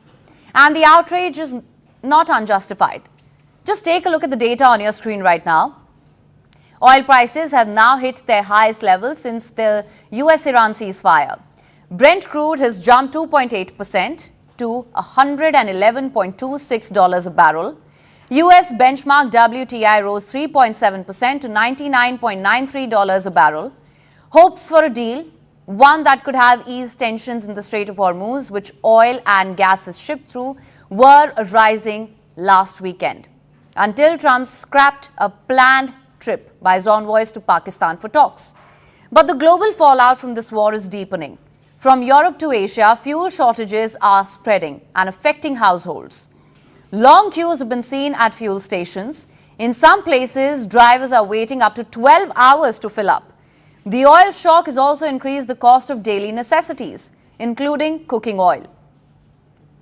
And now with summer approaching, fears are growing that diesel and jet fuel shortages could cut down travel and vacation plans. Not just oil, the Hormuz situation has also severely impacted global gas markets, with nearly 20% of the world's liquefied natural gas, or LNG, at risk. As a result, ordinary people around the world are feeling the pressure. In Pakistan's Karachi, residents have resorted to storing gas in plastic balloons as a result of prolonged load shedding and low gas pressure that continues to disrupt daily life. With supplies unreliable, many say they have little choice. The gas stored in these specially designed plastic balloons is used for household cooking. Not only is this dangerous, it's expensive. It costs between 1,000 and 1,500 Pakistani rupees. But for ordinary citizens, this has become the last resort. The United States is also not immune. Gas prices there have surged to the highest level in 4 years, averaging $4.18 a gallon, and rising fuel prices are weighing heavy on farmers. Farming is one of those basic trades where without it, we wouldn't have anything to eat. And it's very essential for this generation and the next generation to have a consistent and affordable supply of food. Well, things are energy driven. Everything is energy driven to an extent. We're in a bad cycle. And as bad as it is, you need prices for your product to be high, but then people can't afford to buy them. I mean, there is a no-win situation for us to get, farmers to get what they need, then the consumer can't afford it. But as the world reels from energy shock, it's the developing countries that are the hardest hit. Of course, most big economies have strategic oil reserves, and they've used them before to calm markets, ease price shocks, and buy some time. If things get worse, they'll do it again. In the short term, governments are asking people to work from home, carpool, cut back, use less. At the United Nations, India has flagged the global economic risk posed by any chokehold in the Strait of Hormuz. Commercial shipping through the Strait of Hormuz is of particular concern to India, given its importance to our energy and economic security. Commercial shipping must not be the target of military attacks, and such attempts are deplorable. India notes with concern that precious lives of Indian seafarers aboard ships have been lost during the course of the conflict.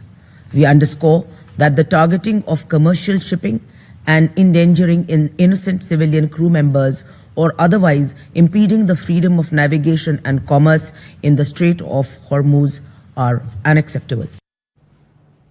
According to analysts, the current oil and gas crunch could slap the global economy with up to $1 trillion in extra costs. $1 trillion. That means you pay more for fuel, food, and everyday life. But oil companies, they book record profits. Even if the Strait of Hormuz reopens tomorrow, the damage will not suddenly go away. Higher oil and gas prices could still cost the world around $600 billion according to IMF-based analysis. And that number may still be too low because the real cost is bigger than oil. It will show up in inflation, in food prices, in lost jobs, and that may be the most obscene part of it all. As war makes millions poorer, big oil only gets richer.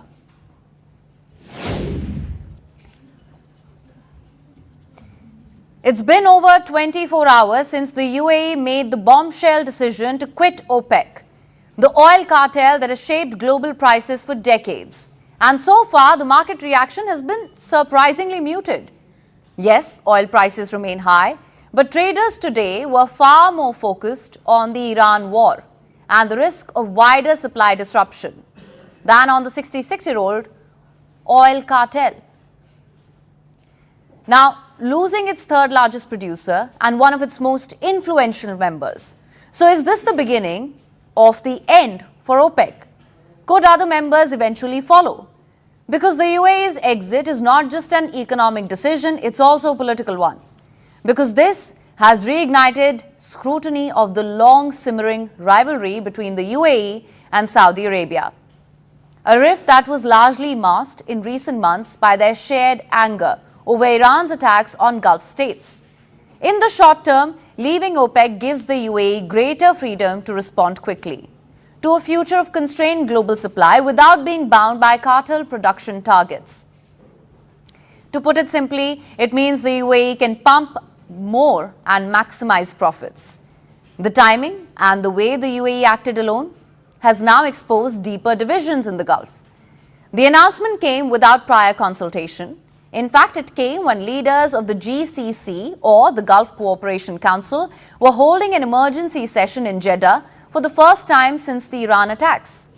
So, at a time when Gulf unity was critical, the UAE chose to go solo. And the UAE has considered making this decision before. Within OPEC, UAE had tensions with Saudi Arabia over output quotas that have brewed for years. So, for Saudi Arabia, Abu Dhabi's defection is a major blow to its prestige and leadership inside OPEC. For starters, it brings the UAE closer to US President Donald Trump, a long-time critic of OPEC, who's repeatedly accused the group of manipulating oil markets. Secondly, and perhaps more importantly, the UAE's decision to leave could weaken Saudi Arabia's ability to single-handedly steer oil prices through OPEC.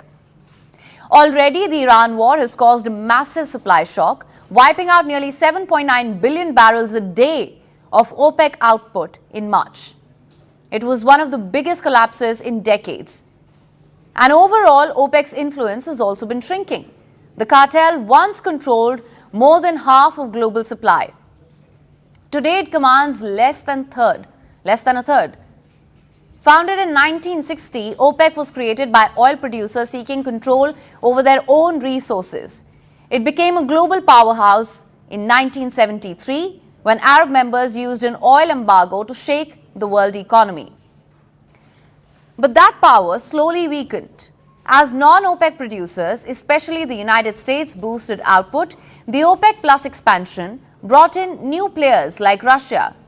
But quota breaches, internal disagreements, and limited ability to control supply have all raised questions about its unity. What's more, the UAE is not the first to walk away. Qatar, Angola, Ecuador, Indonesia all have exited the grouping in recent years. For now, analysts say the UAE's departure alone may not break OPEC. But if other oil producers decide they too can gain more freedom, more market share and more profits outside this group, then this could become far bigger than one country's exit. Responding to these questions, Russia has pledged to stay put and said that it hopes UAE's exit does not spell the end of OPEC+. We would, of course, like to hope so. This is a very important area of work, especially under current conditions, when energy markets are, to put it mildly, turbulent.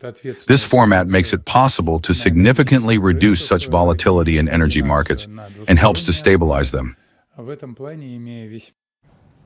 Russia is looking confident, but is this a shockwave that OPEC can survive? Or could the UAE's exit mark the beginning of the end for the world's most powerful oil cartel? And if Abu Dhabi can walk away, who could be next?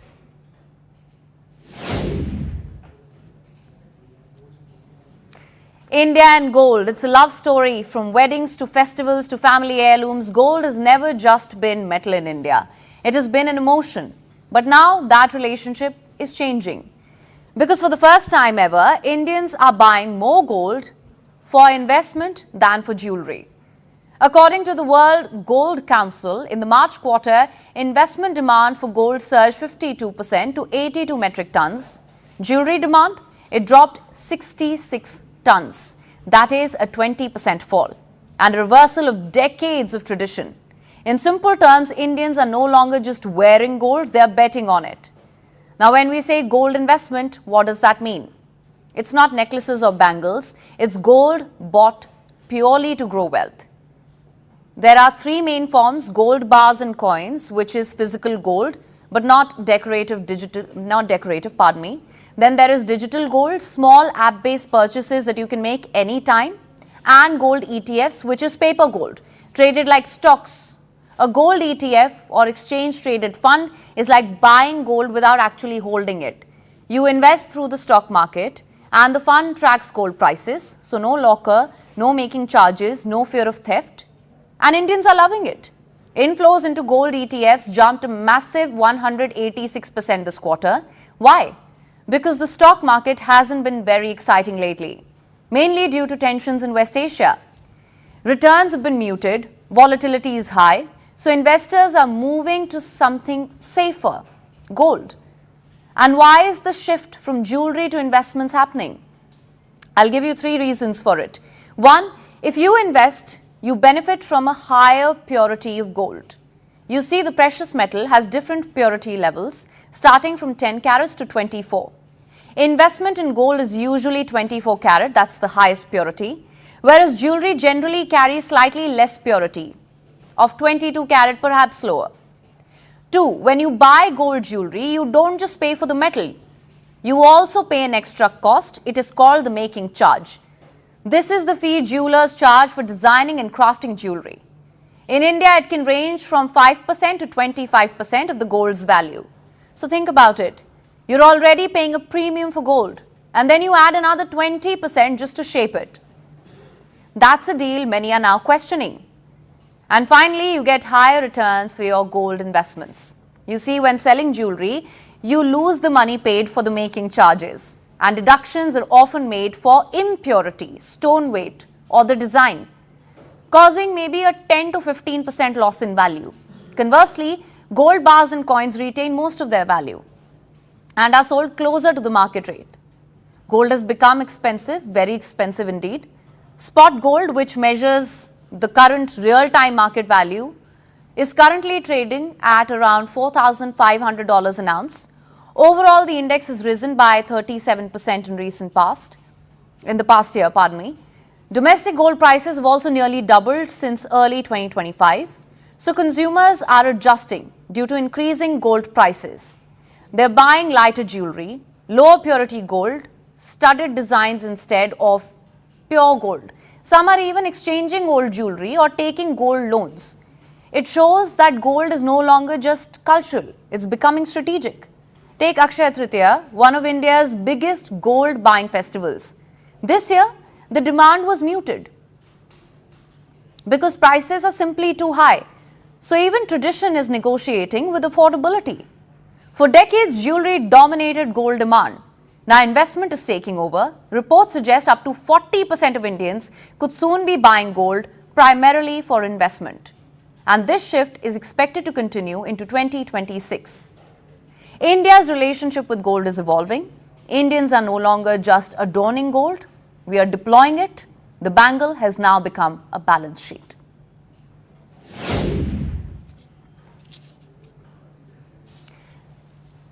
Now, Pakistan has positioned itself as a key diplomatic mediator in the US-Iran crisis, projecting Asim Munir and Islamabad as the brokers of peace in West Asia. But as US-Iran negotiations stalled and Pakistan's mediation efforts visibly faltered, Islamabad suddenly resumed deadly strikes on Afghanistan, killing civilians and reigniting border tensions. Is Pakistan using its conflict with Afghanistan as a distraction to escape the pressure over the Iran war? Here's a report. For weeks, Pakistan has tried to play peacemaker, projecting itself as a key diplomatic bridge in the West Asia war, positioning itself as the country that could bring the US and Iran to the talks table. And for a while, it looked like its Field Marshal General Asim Munir may have actually pulled it off. But this is Pakistan, where on Monday, Islamabad fired mortars and missiles into Afghanistan. It struck civilian areas and public infrastructure. 4 people were killed, 70 were injured. The United Nations documented dozens of civilian casualties. The Taliban protested the Pakistani strikes and summoned Pakistan's charge d'affaires in Kabul.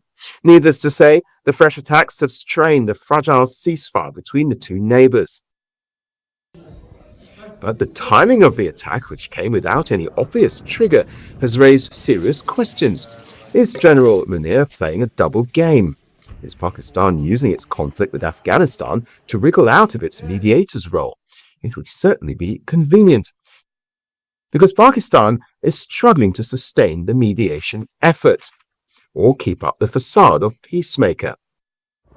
For nearly 3 weeks, there was relative calm along the Afghanistan border. And then, just as US-Iran peace talks appeared to be reaching a stalemate, violence returned abruptly. So why did Pakistan suddenly resume fighting on its Afghan border? It's the absence of any clear reason that makes this escalation especially striking. Pakistan's diplomatic efforts in the Iranian war have been visibly faltering, Islamabad failed to secure agreement on key issues, especially Iran's demand for lifting the US naval blockade.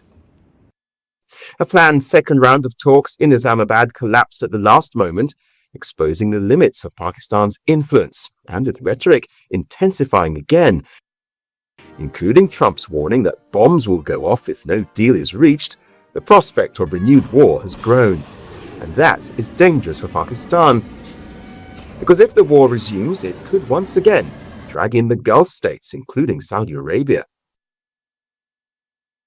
Before the ceasefire, Saudi Arabia, which Pakistan claims is one of its closest allies, was being hit repeatedly by Iran, and it's no secret that Islamabad and Riyadh share deep defense ties. If the war reignites, there'll be consequences for Pakistan as well, and it may even be forced into confrontation with another ally, Iran.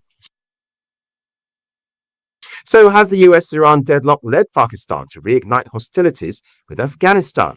That theory may not be far-fetched, because Pakistan has used this playbook before. In the past, Islamabad escalated tensions on the Afghan front whenever wider West Asian turmoil increased external pressure. Take February 27th, for instance, when Pakistan launched major airstrikes in Kabul and other Afghan cities. This was just a day before the US and Israel dropped bombs on Iran. The Taliban retaliated. Pakistan declared it open war. Even then, the same question was asked: what exactly was the trigger? By opening a conflict with a military weaker Afghanistan, Pakistan creates a convenient excuse, a war of its own, a reason to avoid being put in a situation where it has to pick between allies, Riyadh and Tehran. So even if Trump or Gulf partners seek Pakistan's help because of geography, Islamabad has an answer ready. It's busy elsewhere, which brings us back to today. Pakistan's diplomatic push has already fallen flat, and it's once again using opening conflicts with its neighbors to deal with external pressures. And that in itself may reveal more about Pakistan's dubious diplomatic credentials.